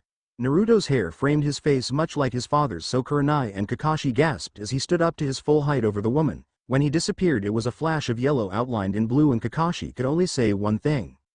Sensei. Naruto disappeared again and cracks appeared below Zabuza and he was on the receiving end of a powerful uppercut sending him into the sky before Naruto's fist was encased in lightning and he threw it at Zabuza and it stuck on his body as he plummeted into the water. An explosion went off with lightning going everywhere as Naruto dragged the man out of the water and set him on the ground. In his last fleeting moments consciousness Zabuza heard a phrase he would never forget. "You've been thunderstruck," Naruto said with a cocky grin before the man blacked out and Yugito appeared with the woman draped over her shoulder. "Yo bridge builder, got a place we can rest and talk about payment?" Naruto said with the same grin as he released the swift release and almost collapsed with the man on top of him and he glanced at the silver-haired Jonin who was just staring at him with wide eyes. "You mind being useful as well as ornamental and grabbing the damn sword on his back? It's heavy as shit." Naruto swore as he knocked the man out of his stupor and he grabbed the sword before putting it on his own back as Naruto carried Zabuza. "What are you going to do with him?" Kiba asked as he pointed at Zabuza. "Me, ask him to join my village," Naruto said as he started walking towards the town of Wave. Yugito followed soon after, then Kakashi and the rest of the team. Wondering who these people were, Naruto heard Zabuza groan as they got close to the town and stopped. Finally waking up, Naruto asked the man on his shoulder and he simply grunted. "What are you going to do to me?" he asked and Naruto shrugged. "Well, I could turn you in for the bounty on your head, or you can join my village," Naruto said and the man grunted again. "Screw off kid, just turn me in," he said and Naruto shrugged again, which was a feat in itself because of the men draped over his other shoulder. "Well, don't you want to hear the village name first?" Naruto said. He was pretty sure that this man had at least once had met an Uzumaki. "Sure, not going to change my mind though. Okay then. The name is Uzushiokagore, otherwise known as Uzushio, Land of Eddies or Uzu," Naruto said and he felt the man stiffen. "You're an Uzumaki?" he asked and Naruto nodded. "Did you ever hear of a woman called Kushina Uzumaki?" he asked and Naruto nodded again. "How did you know her?" he asked and Naruto stopped walking and let go of the man letting him stand on his own. "Why do you want to know?" Naruto asked a little indifferently as the Konoha team moved on with Tazuna, anxious to get inside. "I promised her that I would care for her children after she saved my life," Zabuza said and Naruto laughed. "Well, you are staring at her child," Naruto said with a smile. "You're lying. Kushina had red hair. Damn, for a Jonin you sure are observant. Dumbass, my father had blonde hair. It's an overpowering trait to the Uzumaki's red hair," Naruto said as he started walking, Yugito by his side still carrying the downed Haku. Zabuza looked like he ate extra sour lemon as he tried to decide whether to believe him or not. Naruto just kept walking up to the house leaving behind Zabuza till he made his mind up and followed Naruto. "I did make a promise to Kushina, so I will join you," Zabuza said and Naruto nodded. "All right then," Naruto said and a puff of smoke appeared and Naruto held up a black headband with a spiral engraved on a metal plate. Zabuza stared at the headband before taking it and putting it on his head, replacing the missed one. Naruto smiled before walking off to follow Tazuna to the house. Passing starving families, children, orphans, Naruto just looked away, not wanting memories to flood his mind. Yugito felt his unease and used her free hand to hold his, making his heart skip a beat. Zabuza was now carrying Haku, who was just now starting to stir. Zabuza raised an eyebrow at the pair but said nothing. Naruto walked into the house with Yugito never letting go. He saw the team sitting there waiting for an explanation and Naruto just passed them by. "Excuse me, you have a lot of explaining to do," the silver-haired Jonin said and Naruto snorted. "I have nothing to say to you, Leaf Ninja. I am not a member of your village nor am I entitled to talk to you. If you insult or assault me it will be taken as an act of war and you don't want that, do you?" Naruto said before walking into the next room where Tazuna sat. "It's time we had a talk about me hiring you," Naruto said and the old man nodded. "I need a bridge to cross from the mainland to my island village. Then after I pay you hopefully I will have enough left over to have you help rebuild the buildings that were destroyed," Naruto said and they talked through the night negotiating payment, and such as Yugito and Zabuza watched from the side, impressed with his ability to lead already at such a young age. Soon they agreed to a price and Naruto nodded as he took out a large scroll and put a sack next to it. With the number in mind, the sack fills to the brim before he hands it to the man. Payment up front, and as an added bonus, me and my shinobi will stay here to help protect you in case any more shinobi decide to attack you while you are repairing the bridge. Because obviously the leaf isn't that protective, Naruto said with a smirk as his eyes flashed a fiery red at the end. Yugito almost burst out laughing. She knew Nyx rather well. They got along great, so she knew it wasn't Naruto who said that last part. Naruto sat up and went into the living room. Naruto was about to go outside when he stopped and turned towards Kakashi. Doesn't Konoha usually have a 4-man squad, 1 Jonin and 3 Genin? Naruto asked and Kakashi nodded. We were down 1 student so we combined 2 teams, he said, and Naruto gave a small nod. He bet if he stayed he would be on the silver-haired Jonin's team. Naruto walked out the door to find a good hotel. It went like that for a week. They discussed the plans for the bridge, how it would look like. How long, how big. Naruto luckily brought a scale map and measurements of the length of the shortest point from island to mainland. On the last day of the bridge being built, Naruto sat on the railing of the bridge, reading over a contract for the building of the village. They were going to send a man there to look over the ruins, then decide whether to build or not. Naruto closed his eyes as he sighed and put the contract away before watching Yugito from a distance. He felt weird around her, his stomach did flops, his heart pounded, and his palms got sweaty. He couldn't take her eyes away as she talked with Kurenai. She was smiling. Why, he had no idea why, but he couldn't help smiling himself. It was infectious when she smiled or laughed. It made him feel warm. Naruto turned away to look at Tazuna, who was giving directions, and missed the blush and glance that came his way from Yugito, and she went over how they got to this part of the conversation. So I see you are quite a kunoichi. Kurenai started and Yugito smiled, then felt someone's gaze on her. Yeah, I trained hard to earn respect from my peers, Yugito said. But it was always hard to keep up, you know, my friend. Killer B was always 1 step ahead with his training, but I always tried to stay with him, Yugito said, and Kurenai nodded. It's always like that. Guys think they are superior. Well, most, yet they don't have to deal with birth and are scared to death when they anger us, Kurenai said, and Yugito laughed a little. So, any guys? Kurenai asked with a smirk, and Yugito blushed as she glanced over at Naruto, who was watching Tazuna, and Kurenai followed her gaze. Isn't he a little young? Kurenai asked with a smirk, and Yugito lit up like a Christmas tree, her face red as she turned away to hide her blush. I don't like him. We're just friends, Yugito squeaked out, and Kurenai laughed before touching Yugito's shoulder. You are going to have to face these feelings sooner or later, so tell me, what is he like? Kurenai asked. Oh, he is such a gentleman. You see, you could say I have a special bloodline that deals with cats, but it goes out of control every once in a while and I sort of go into a heat phase. I would offer myself to anyone to make the heat go away, but he would hold me down, or if we were a lone run, so I wouldn't do anything I would regret. He's also very kind, handsome, generous, and he's big, Yugito said with a blush, and Kurenai raised an eyebrow. How big? Yugito leaned up and whispered in Kurenai's ear, and she herself lit up like a tomato with wide eyes. You can't be serious. Oh, I am. I saw it when he jumped into the lake for a bath. That was a year ago, so no telling how big it got since then, Yugito said as she turned back to look at Naruto, who was looking down at a new paper and writing on it every once in a while, scrutinizing it. Well, sounds like you have quite the man, Kurenai teased, and Yugito squeaked again as she tried to fight the idea.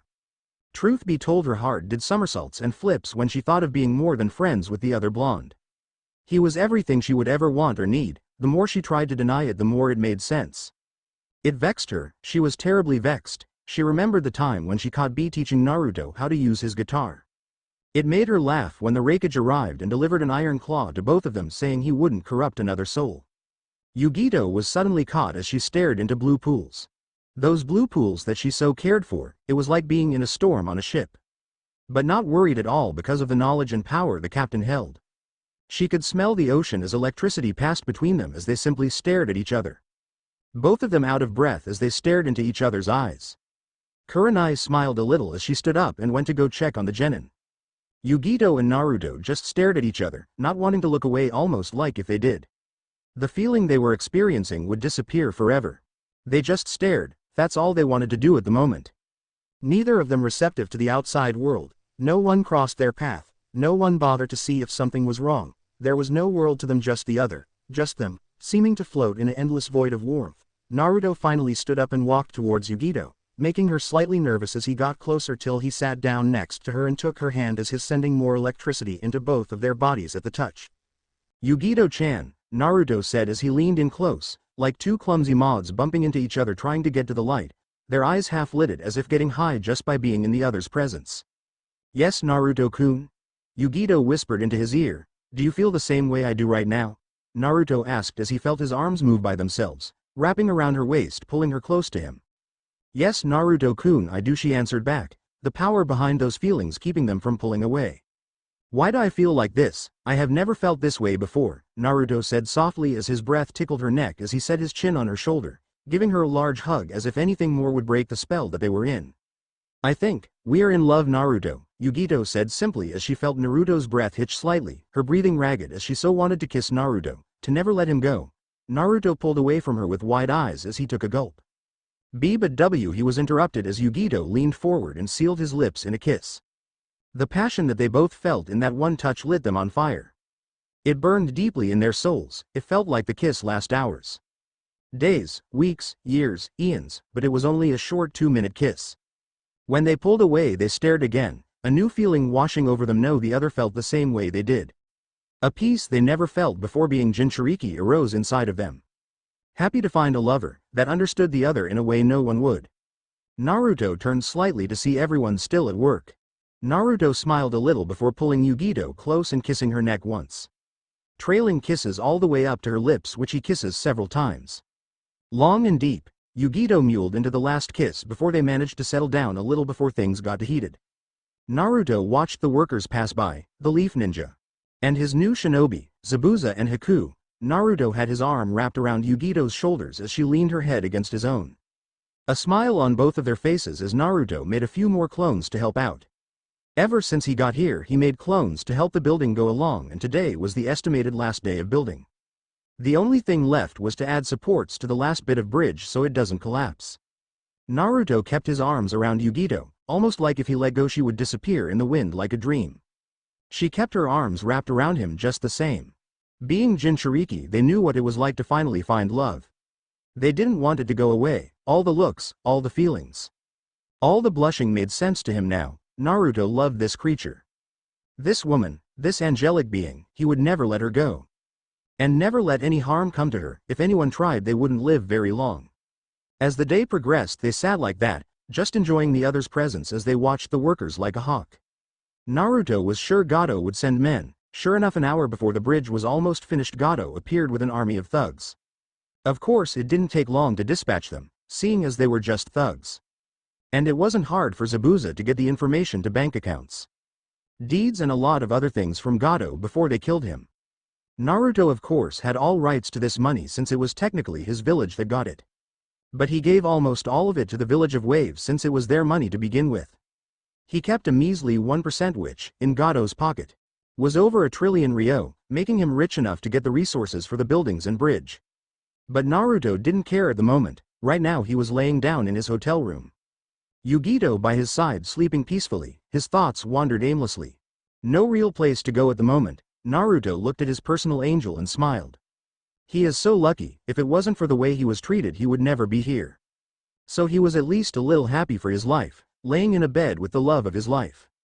Naruto just couldn't help but smile. They caused him pain, terror, fear, kept kids away from him, wasn't taught properly, but he came across that crystal that changed his life forever. Then Naruto's thoughts drifted again. He had the Raikage tell him when and where the Chunin exams started and located, so he could join as well to become a Chunin himself. He would take Haku with him. But Yugito was already a legal Jonin, so he couldn't take her, which meant he would either have to find more ninjas soon, or get that next Jinchuriki from Taki, or the one from Suna. Both of them weren't treated well.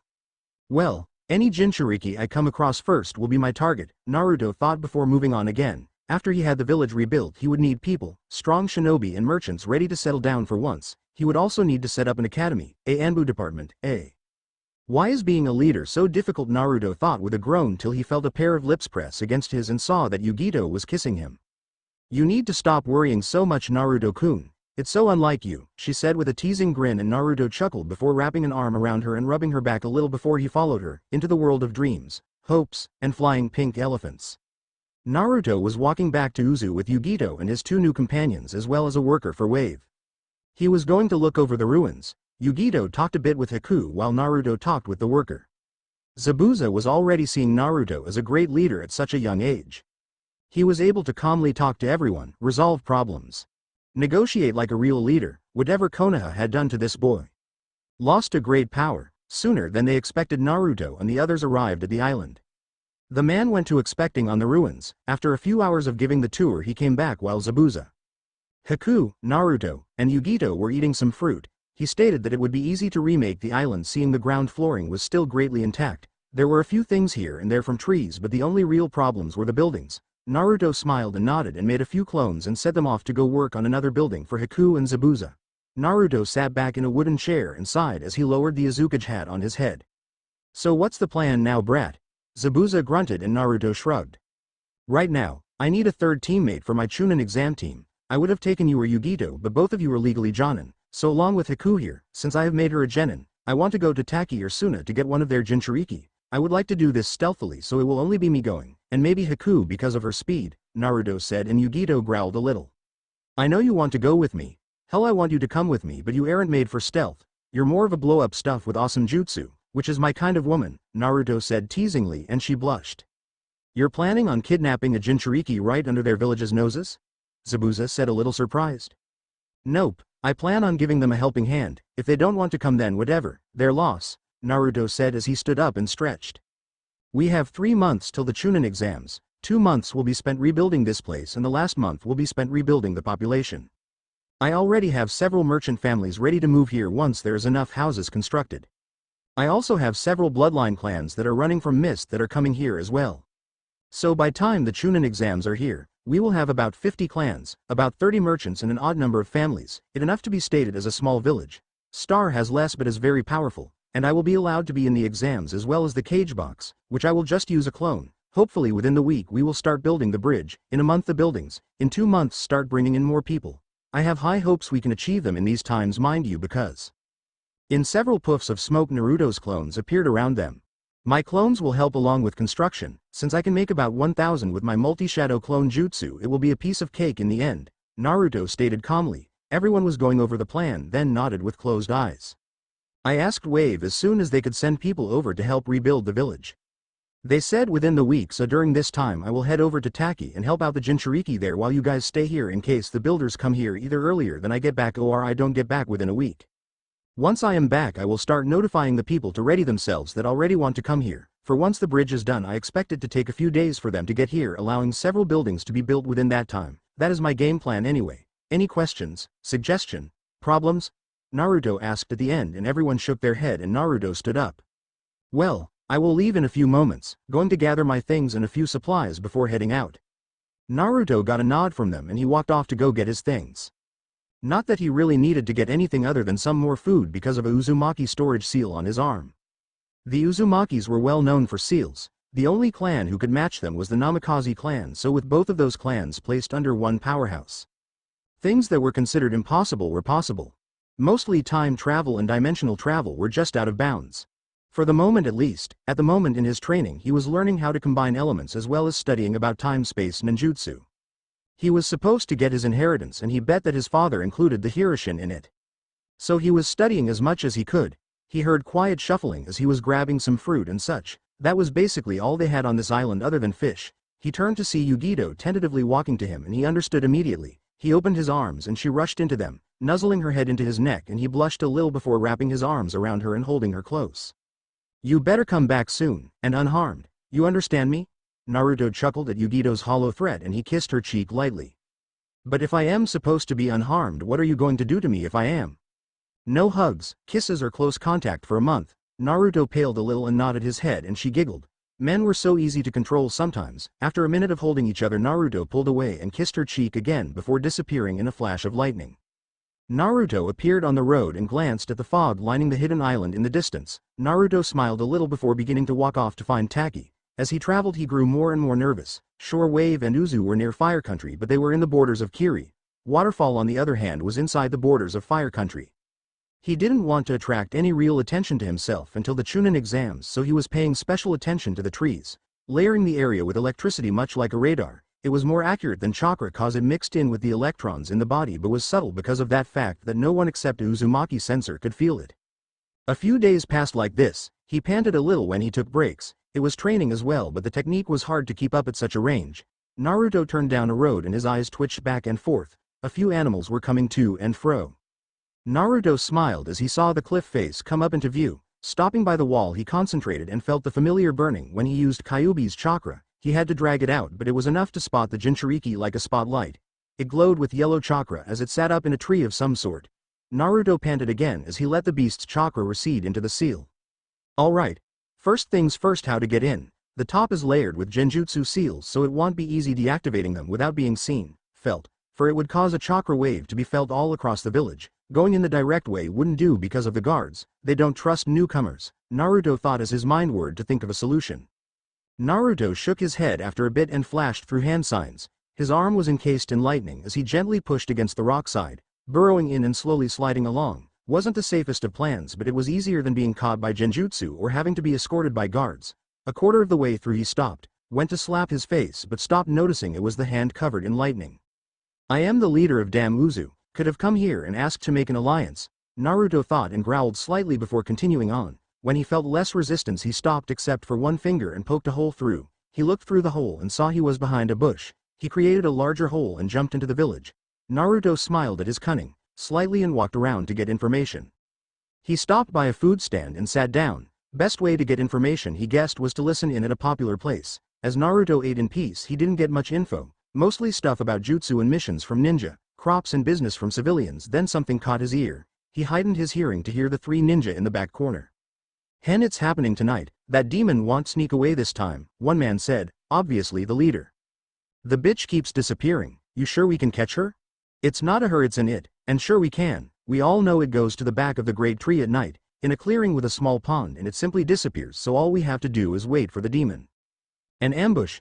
Yes, the demon won't know what hit it, the man said before a dark chuckle escaped his mouth. Naruto was long gone though, he heard enough. He glanced around as he went behind the great tree and searched the clearings till he saw the one with the pond. He looked up at a branch perfectly overlooking the area and he charged up a grappling bolt and threw it at the branch. It stuck on the side and Naruto gave a yank on the electric chain and he flew up before landing safely on the branch and decided to wait. Hours passed and the sun was just setting. Naruto looked dead with X's in his eyes as he let out a groan. I should have done this a little later, this is so boring, Naruto said before he sat up with a sigh and decided to work on combining his powers to make different abilities. He knew that wind and lightning created swift release and fire, water and wind create steam, wind, water and lightning created storm. All he needed was earth to unlock even more abilities like lava and crystal. Naruto heard a crack below as he was mixing lightning and fire. It was causing an explosive reaction which was pleasing. He looked down from his spot to see a mint-haired girl tentatively walking out from a bush. He charged up a bolt in his hand as he looked around for the men that were about to ambush her. Sure enough, dark laughter was heard as the men appeared surrounding her. She yelped as an arrow pierced her arm and she got into a terrible taijutsu stance, obviously not taught how to. Hello little demon, it's time. T was all he got out till a bolt of lightning struck through his neck, effectively silencing him. He clutched at his neck till he fell over and died as blood leaked out of the wound. Everyone looked up at the tree to see electricity bouncing off a branch. Soon a bolt came crashing down again at the men. They dodged to the side, but a fist collided with one of them, sending them flying into a tree. Storm release. Laser circus. Someone shouted and suddenly beams of light ripped through the two men before they could have a chance to look around. Naruto panted a bit and smiled as he stood up and looked at the girl who was staring at him with fear. He had learned that trick from an Uzumaki scroll in the vault. Some peace sign from Kumo. You're hurt, Naruto said softly and walked over before taking out a kit and starting to bandage the wound. Aren't you going to run or try and kill me? The girl said timidly. She was no more than 9 or 10. It sickened Naruto to think that this is humanity. He quickly gave her a hug and sat down beside her. No, I am here to give you freedom. The girl stared at Naruto. In her mind she was trying not to run for it on instinct. She stared at the man with his striking blonde hair, whisker marks and the deepest blue eyes she had ever seen. The odd thing was his headband had 2 symbols, a swirl on one side and the kanji for 9 on the other. The man noticed her gaze and chuckled. I am from a new village that I am rebuilding. It's part of my legacy, I guess. It was rightfully my mother's since she was, I think, the last of her clan since it was destroyed in the war. I would like you to join my village. It is a safe haven for people different like Jinchuriki, Naruto said with a smile, and the girl gasped. How do I know you're a Jinchuriki? I am myself. That's the other symbol. It states I am the 9 tails Jinchuriki. The 2 tails is also there. I plan on bringing the rest there as well. It is your choice whether to come or not though. Just note with people there that know your pain it's easier, Naruto said before standing up. dusting off his pants and walking off to go to the exit he had created. A hand caught his arm and he turned to see the girl looking up at him with teary eyes. "You can really take me away from this place?" Naruto nodded and she lowered her head a bit before letting out a deep sigh and nodded as well. "I will come," she said quietly, almost sounded like a squeak, and Naruto nodded with a smile and took her by the hand, making her blush a bit at the close contact, and they both started running. The girl behind Naruto as he took her towards the tunnel. Naruto was dodging random ninja who were coming back or going to missions. It was rather easy at first, but they felt the girl's chakra, so he had to suppress hers with a seal, making her slower, so he had to carry her, not that she minded. "So what's your name?" Naruto asked as he looked behind him at the girl who was riding piggyback on him. "Fu. Yours?" Naruto said before skidding to a stop beside a bush. Before Fu could say anything, he quickly pushed the bush aside and showed a melted passageway, and he quickly slipped inside, followed by herself. After a bit of thinking, Naruto crawled through the tunnel and jumped out of it with a glowing hand ready. No one around, and he nodded to himself before turning to see Fu coming out, smiling to herself, and he smiled back. "Feels good, doesn't it?" Naruto didn't have to explain what, she already knew, and she nodded and hugged him. "Yes, it really does. Thank you, Oni-san," she said, and Naruto stood straight. He had never been called a brother before. He smiled after a bit and hugged her back. "You're welcome, Imouto," he said quietly, and she hugged him tighter. "Alright, let's get out of here before they find the bodies and catch on." Fu nodded and leapt onto Naruto's back before he started running at top speed. He wanted to get out of Fire Country as soon as possible, but that was a day's journey. Swift release, Naruto's body burst with chakra and he became an orange flash as he zoomed down the road. Fu squeaked as she held him tighter. "Oh Oni-san, why are we going so fast? Sorry Imouto, we need to get out of Fire Country. I don't feel that comfortable yet. I actually ran away from Konoha, so you can see why I am not so comfortable." He felt Fu nod as he kept up with the blinding speed. As the hours passed, Naruto's legs burned from using that technique so much. His body yelled at him to stop and he panted raggedly as he started to slow down. He sped into a clearing where he quickly collapsed on the ground and he panted as he tried to catch his breath. "And need a break. We will set off in a few hours. Or the morning, depending on when my body wants to move," Naruto said with a chuckle as he collapsed. He was almost to the border, but he still didn't like being in the Fire Nation till he was entering the Chunin exams. Fu got off of his back and laid down next to him, enjoying the warmth that penetrated her body. She sighed and closed her eyes as the sun set. Naruto yawned and knew they weren't going anywhere, so he quickly made clones to hide around the area and keep the coast clear till they woke up. Hours passed and Naruto's eyes cracked open. It was about midnight, but one of his clones dispelled. A sword slashed it in half, and the last thing it saw was a Konoha headband and a Anbu mask. Naruto cursed and quickly picked Fu up, who wasn't a morning person, and was about to yell till he placed a hand over her mouth, making a keep quiet sign, and tilted his head to the forest. "We have been tracked, or have bad luck and come across either a border patrol or Anbu going to or from a mission and spotted us. Now let's get out of here silently." He crouched low to the ground as clouds passed over the sky, covering most of the moon. The little light allowed him to travel in silence and unseen as another clone went up in smoke. His legs ached from all the running, but he had to keep going. He couldn't let Fu get caught. Naruto felt the last of his clones disappear as blades or jutsu sliced through them like butter. Naruto cursed and Fu was starting to get a little jittery. Naruto dodged a fireball and cursed again. He was almost past the border and they were still tailing him, meaning they either thought he had information or they were tracking him from the start. "Alright Fu. You have to hide till I am done, alright?" She was confused till she yelped as she was literally thrown into a bush, clones appearing and going into the forest as Naruto stood his ground. Free Anbu appeared and Naruto's eyes narrowed a little as he got into a fighting stance. "It's probably another clone. You guys go up ahead to get the real one and I will take care of this." They nodded before they disappeared and the man came at him with intent to kill. The blade he was carrying just barely missed his side as his hand was encased in lightning and pierced the mon's shoulder, making him gasp and suddenly turn into a log. Seems I was wrong about you." Naruto's spine felt like it was broken in half as a kick was placed into his back, sending him flying into a tree where a crack was heard. Naruto stood up shakily and turned to meet a fist in the face. "So you're either a reinforced clone, or the real one, probably the latter, meaning the Hokage will be happy." So they were being tracked. Naruto smiled and suddenly lightning arced off of him, hitting the man, causing him to cry out in pain as his muscles started twitching, making him unable to make signs. Naruto flashed through hand signs and slammed his hand into the mon's forehead, making him fall back, screaming in agony till he passed out. "Fire style. Sight of the underworld," Naruto said as he started walking to get Fu, dodging a kunai that he could smell was laced with poison. "What did you do to him?" "I knocked him out with a genjutsu," Naruto said before he went up in smoke in the Anbu. A woman from her voice was slammed with a water-style jutsu, making her scream as lightning coursed through her body as well, making her pass out. Naruto quickly placed an explosive tags all around the area and grabbed Fu before turning to the last one who just arrived. I would take care of those exploding tags, they will go off in a few minutes so you should take care of them before coming after me. Naruto hated to do such a coward's tactic but he had Fu to think about. With that said he disappeared in a flash of yellowish orange as he used the swift release to get past the border. Hours passed in silence as he watched his back, they weren't going to catch up and they weren't going to go past the border without orders. It was only another hour's travel to Uzu and he decided to rest. He took out an apple and handed it to Fu who gratefully ate it. He realized she was probably starved by the village and the energy of running, even if it was him, probably drained her more. Naruto smiled as he watched her devour the apple, and then an orange, then an exotic fruit special to Uzu. This is amazing. I know, it's a very special fruit that is native to our country. Speaking of which, in a puff of smoke a headband appeared. It was blue with the Uzu swirl but by it had the symbol for 7 next to it. Each person like us gets one of these if they decide to join our forces. So far along with you we have 3, so tell me what shinobi skills do you have? Naruto asked and Fu nodded. They didn't teach me much except how to control my Biju. I can control up to 4 tails, I know the basics of chakra, I have my own taijutsu style, called the beetle style, it's more for defense purposes and counters, my genjutsu is good. Like most Jinchuriki I have a special ability that comes with my tenant, it's a special powder that allows me to cast genjutsu and poison them. My ninjutsu needs work, major work. I can use one water jutsu and that's it. Naruto nodded after a bit of thinking and she tied the headband around her arm. Definitely genin material at least, though jonin and such is pushing it, so, Naruto stood up and smiled at her. You are going to be my teammate to the Chunin exams in Konoha, there I will judge if you are able to be a Chunin, after that you will help me along with Yugito to get more Jinchuriki. People are after them I know that much so we all need to stick together, Naruto said and Fu nodded and stood up as well.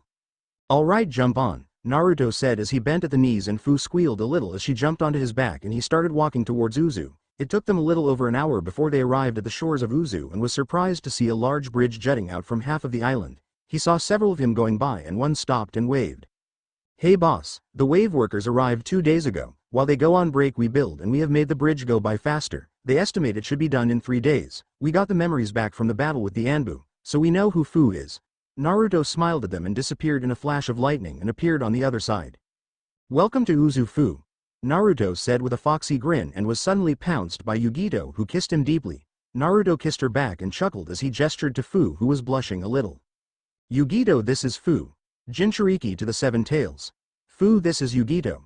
The Jinchuriki to the 2 tails, Naruto said with a smile. Yugito giggled a little and started talking with Fu. They made an almost instantaneous bond. Naruto turned again to see Tazuna walking over to him. He smiled and shook the mon's hand. How are you doing Tazuna? Doing well. This place is less damaged than I thought but only shinobi who have been here before can get across so no one ever found out till now. Anyways your clones directed me here. It's time to talk about the construction on the bridge in the village. Naruto nodded and showed him the way to the rebuilt Uzu Tower. During his few years in Konoha he had quickly learned to rebuild piping, glass, wood, anything that was destroyed by the villagers so he had repaired a few houses in the Uzu Tower in his spare time. It lacked paint but that was basically it. They talked for hours about designs for the bridge. The village, paint, different pieces of wood. By time it was over Naruto was slumped against the chair rubbing his forehead as the headache started to take over. Naruto looked out over at the bridge, seeing his clones go at it and he smiled before sitting back by his desk and started writing a few letters.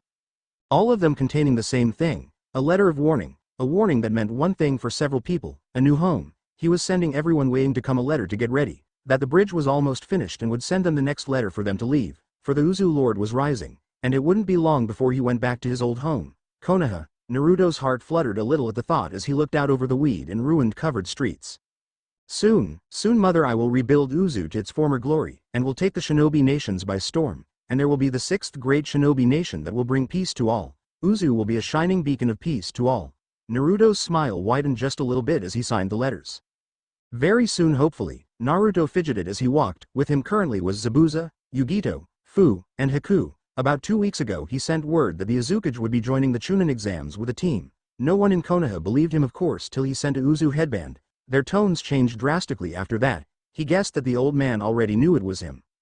He wasn't known as the god of shinobi for nothing. Since he was the last Uzumaki, it made sense he would go to his homeland, and with the map missing on the day he left, the same map on how to get to Uzu, it all added up to him, so it wouldn't surprise him if the old man himself was waiting. Course he wouldn't see Naruto, he would see Cole under the Azukage garb. His transformation technique was top-notch. He actually changed into the person. It wasn't a normal henge at all.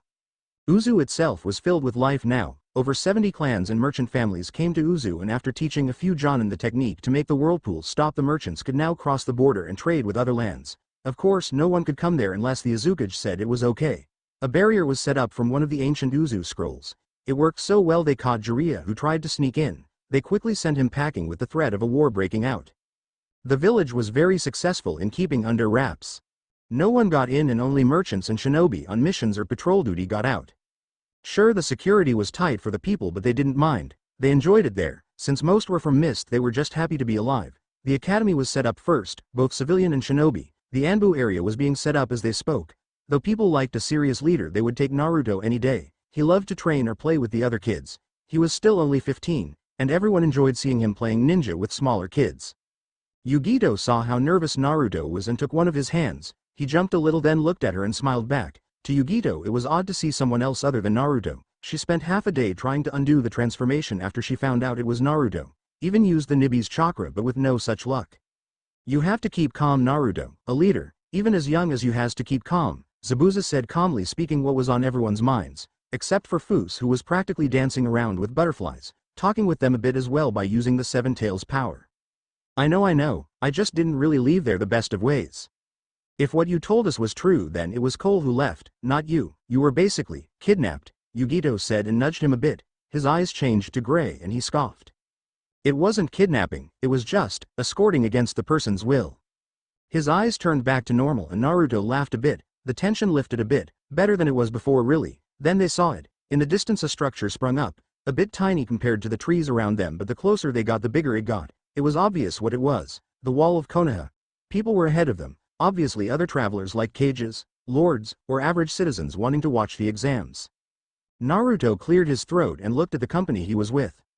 It's time. Hope you guys are ready, Naruto said quietly, and everyone nodded.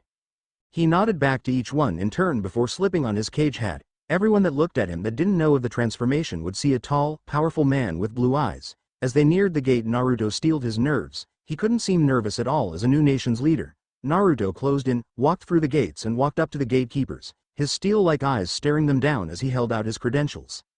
I am the Uzukage. I am here for the Chunin exams. The man with the sword and the blonde are my bodyguards. The other three are my team that are being entered. A hooded boy stood between Haku and Fu, obviously a clone of Naruto's. Suddenly several Anbu came out of nowhere and surrounded the group. Uzukage-san, you and the boy are to be escorted to the Hoka. The Anbu stopped short as Zabuza placed his sword at the man's neck. No one even saw him move. He laughed menacingly, making the Anbu stiffen. Demon, it was bound to happen anyways. I will take Fox and you take Angel, Snowflake and Beetle to the hotel, Cole said quietly. It was a brilliant idea on Haku's part to wear masks except for the Uzukage aka Naruto, Cole. Let's go slow pokes, Cole said before disappearing in a flash of lightning followed by Fox. They appeared outside of the office and then knocked gently on the door. So boss, how you gonna get past this one? Might tell them the truth, might tell them to get off of my back. Enter. Cole opened the door and walked inside to see the Hokage and Jiraiya standing there with several Anbu on each side. Tell me where Naruto is, Cole laughed a bit as he sat down. I believe I can't be held against my will. I am not a spy. I am not a kidnapper. I am not holding anyone against my will. As far as any laws go, I haven't broken any. The eyebrow of all people present twitched a bit as he completely ignored the question. You will tell me where he is. He belongs here. Cole shook his head a bit and stood up. He belongs here, you say? I believe he left on his own free will, but since he belongs here, I guess he liked the beatings. He was meant to have them. People hated him for something he couldn't control, despised him. Tell me exactly why he is meant to be here, against his own will, Cole said calmly as Naruto stayed silent behind him. Jiraiya and the third Hokage lowered themselves a little, depressed looks on their faces. His fat, right, the fourth Hokage, the infamous Yellow Flash, is his father. Do you really think the man would be proud of how everyone, even yourself, treated him? How do you KN? The kid's a micro version of the man. Don't act like I am stupid, neither is he, and do you really think I am stupid enough to bring him here when he is clearly not welcome? Sure, he was harsh, he knew the old man loved him. A lot actually, but it didn't surprise him when the man slammed his fist onto the desk. Now see here, I loved that boy like he was my own grandson. How da? I accuse you of letting your council take control of you. You're a weak, pathetic, sad little man who has no control over anyone at all. The very truth of the situation is you let an academy student leave your land without much hassle at all. In truth you didn't do anything, which is a double-sided coin. No, you didn't hurt him at all. Tried to help him. Of course the other side, you didn't do anything. You let your council manipulate you in a way that I find terribly appalling. In my land he is loved, everyone even knows what he contains. He never liked secrets, they all know of it and still accept him for who he is. Cole strode up to the desk and slammed his own fist down as he stared right into the monk's eyes, who seemed to age even more with every word spoken. Your council has more power than it should. They are in fact made to advise you not take full control of you in this nation. They could cause wars if this keeps up. If you want my advice, I would do what I did. Have a system that switches all heads out every 5 years. That way no one can sink their roots into the system. Now if there is nothing more, Hokage Dono, I am leaving. Cole turned and headed for the door with Fox behind him. I know. I have deliberately let them walk over me, but that does not mean you can take him away from us. Cole stopped, then turned, glanced at Fox, who nodded and walked in the middle of the room and took off his hood. Naruto stood there with a small smile on his face as he looked at the old man. Hey old man, Naruto. Naruto here is going to choose. He will decide whether he stays with me or comes back to you. I will sign the papers if he does. Naruto looked at the old man, then back at Cole before walking over to the old cage. Jiraiya smiled triumphantly till Naruto hugged the old man and nodded at him, who nodded back solemnly and walked back to the side of Cole. Sorry old man, as much as I love Konoha, my destiny remains with Uzu. I understand Naruto, I wish I could make it up to you for what we have done.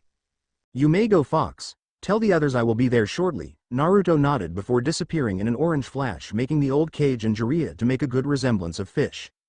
Naruto is quite the master at seals because of the Uzumaki vault. The sheer raw potential behind him will, well, let's say he will be more powerful than the fourth Hokage, the first Hokage and the Sage of the Six Paths combined. With that said, he disappeared in a bolt of lightning. Seems Naruto has changed. Yes, it was stupid of me to ask him. He is the Azukage and has to look after his people, the third said, and Jiraiya tilted his head. He looks nothing like Naruto, plus Naruto himself was standing in front of us. If Naruto had that much potential to master or create a new form of the Hiroshin, then I am pretty sure he could learn any kind of clone technique. It wouldn't surprise me if he mastered the shadow clone technique, and you do know Uzumakis were masters at seals. I bet they had a special transformation seal, because the eyes of that man were Naruto's. They didn't fit him at all, plus how would Uzu suddenly be rebuilt a few years after Naruto goes missing? Jiraiya nodded a bit and sighed. Would have been nice if the kid had signed the Toad contract. You could always ask him. Jiraiya nodded after a bit and leapt out the window, leaving the old cage to his thoughts. I have a feeling Uzu is going to become more powerful than we could possibly imagine. With that thought he went back to his worst enemy, paperwork. Naruto himself appeared inside the hotel room and smiled at his counterparts. I knew it was no good trying to hide my identity. I could tell from the beginning he guessed who I was. Well, we still have a while to go, so I guess we go mingle with the people. See the sights. Yugito, there are a few places I want to take you. Everyone nodded and left the room except for Naruto and Yugito, who enjoyed a passionate kiss together. Yugito smiled at Naruto and he smiled back before they left the room. Naruto walked through town with his headband shining proudly. Only the elderly knew what the swirl stood for and they started whispering with others. Naruto laughed a little as he watched one man trip over himself when he saw the headband.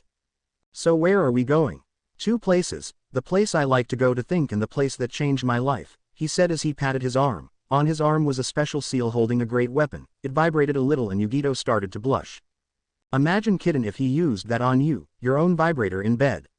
Shut up Nibby, he is still a kid. Your kid, you know you would Luffy to get him in bed. I know, but I don't want to ruin his innocence. Old enough to kill, old enough to drink, old enough to get someone in bed, Nibby purred out. Imagine what he could do with all those clunnies. Yugito turned beet red and subconsciously licked her lips. It does sound pretty fun. That's the spirit. After winning her argument, Nibby chuckled and went back to dreaming about tuna, which was pretty good on Uzu, perhaps the best she had ever tasted. Yugito herself was eyeing Naruto up and down, making him feel a little self-unconscious. So, the first place I want to take you is the one place that treated me like a human. To Ichiraku. Naruto yelled and ran off in that direction. When he turned a corner he bumped straight into someone. Naruto grunted and righted himself before he fell over and looked at the person he knocked over. It was a pale-eyed girl with short indigo hair. She seemed a little dizzy, so being the gentleman he was, he helped her to her feet. Sorry, there wasn't looking where I was going. It's quite alright. Naruto smiled and her eyes widened a bit as she realized who he was. Naruto. Yeah, how did you know my name? Are you a spy? Naruto yelled comically, attracting attention and making many take a look at them before walking on. N no.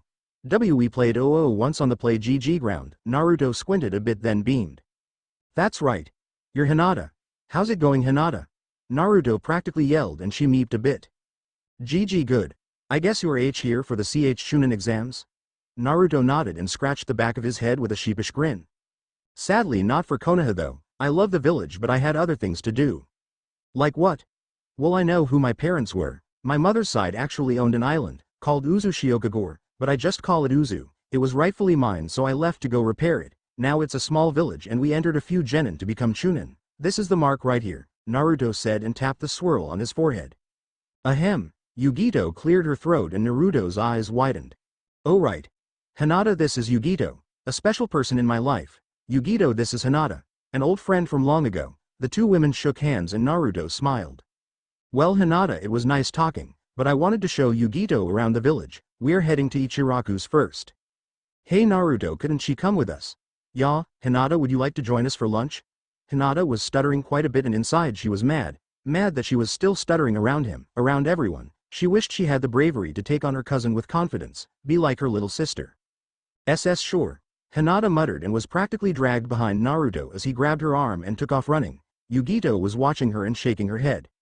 She needs more confidence, she said quietly to herself before quickly running after Naruto to catch up. She couldn't afford to be left behind in a new strange village. Soon they arrived at the restaurant and he plopped down in his favorite stool, smiling like a madman as the smell of ramen wafted into his nose.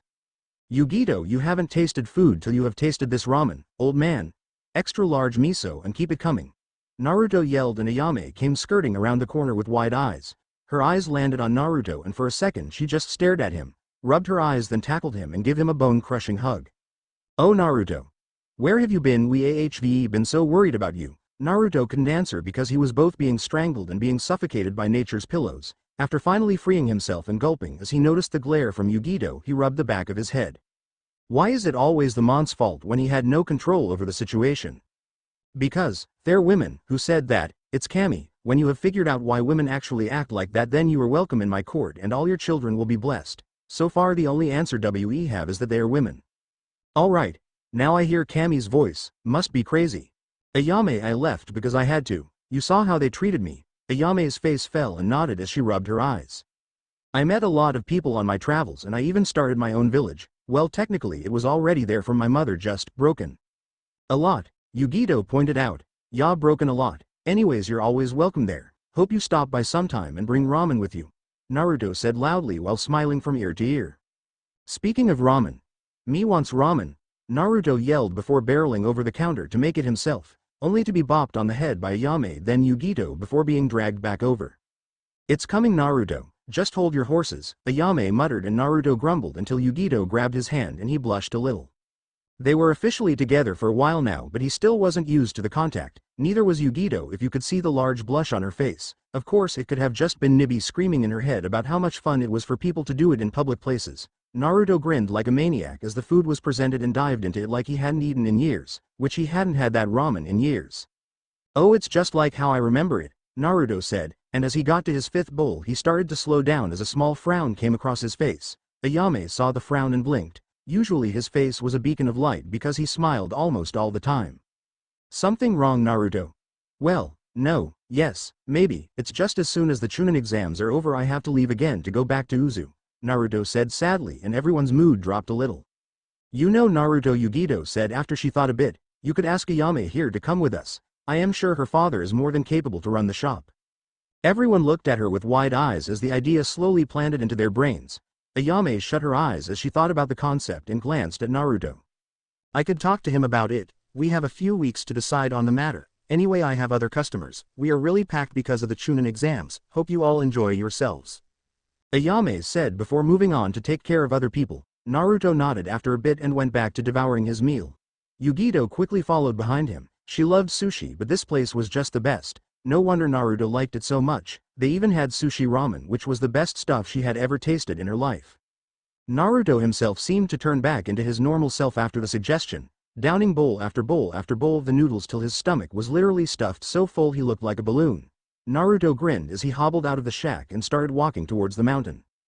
The next place I am taking you is the place that changed my life forever. I probably wouldn't have even met you if I hadn't gone there, Naruto said, and they walked together, hand in hand. They passed many people who smiled at them. It was always refreshing to see young people together. Living in this harsh world, not many shinobi couples made it, so it was a nice display to show. Naruto smiled a bit as he walked through the streets, to the outskirts and out into the forest. If you have only been there once, how do you know where it is? Naruto chuckled as she asked and ducked under a branch. When I was small, any hiding place where the villagers couldn't get to me, I made a mental note of how to get there. If anything could possibly grow over it, I knew what landmarks to look for, Naruto said and suddenly turned left. Sounds like you have a great memory, Yugito muttered, and Naruto chuckled till he suddenly stopped in front of a rock face. He glanced down and stuck his hand through a bush, then screamed bloody murder and fell into the blackness. Yugito screamed herself and her eyes were wide with horror till she heard laughing coming from the mouth of the cave and Naruto's head popped out into the light. Found it. He ducked just in time to dodge a fist, grabbed the arm and pulled it, bringing Yugito down with him. They landed in a heap and they started to laugh despite themselves. Then they began to look around. It was incredibly dark, but their biju allowed their senses to be increased. Foxes and cats were known to see in the dark in some places. Around them was tattered paper, disintegrated from age and weather.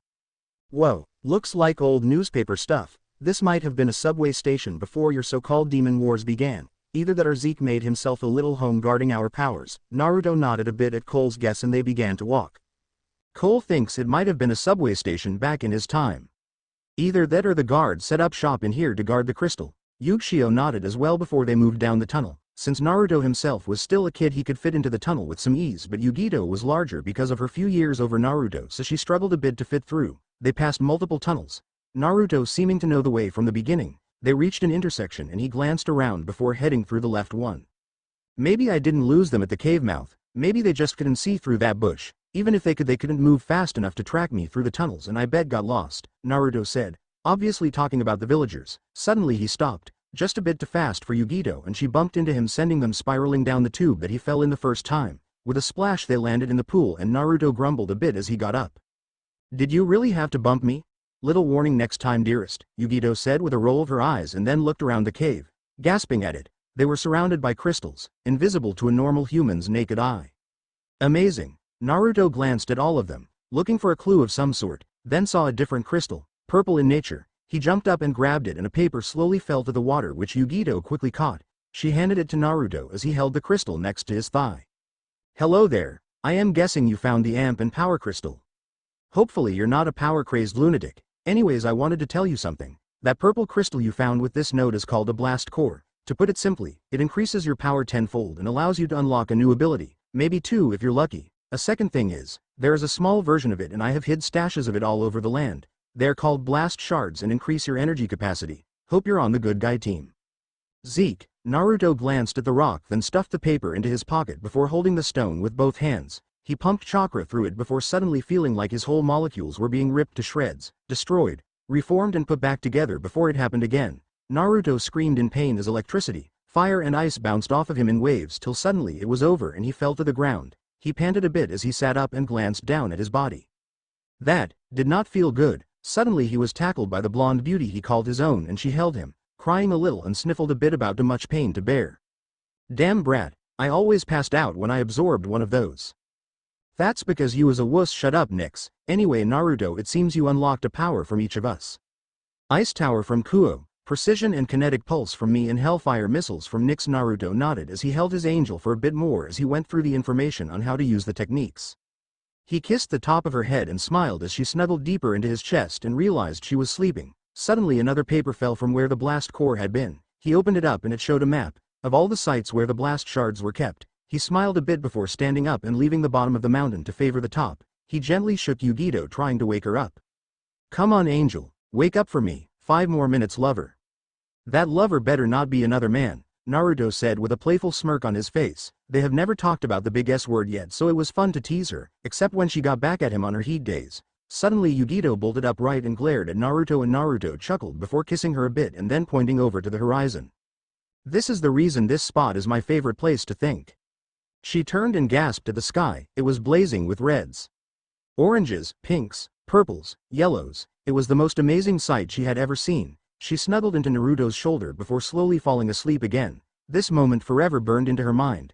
Naruto smiled a bit and kissed her forehead before looking back at the descending sun, silent as he held the perfect being and watched the perfect sunset. For a moment something felt wrong about the whole thing till Naruto muttered into the wind.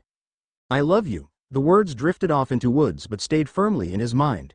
Yugito herself smiled a little in her sleep and snuggled closer to Naruto. The end. Thanks for watching. Also remember to subscribe and like this video. See you in the next video.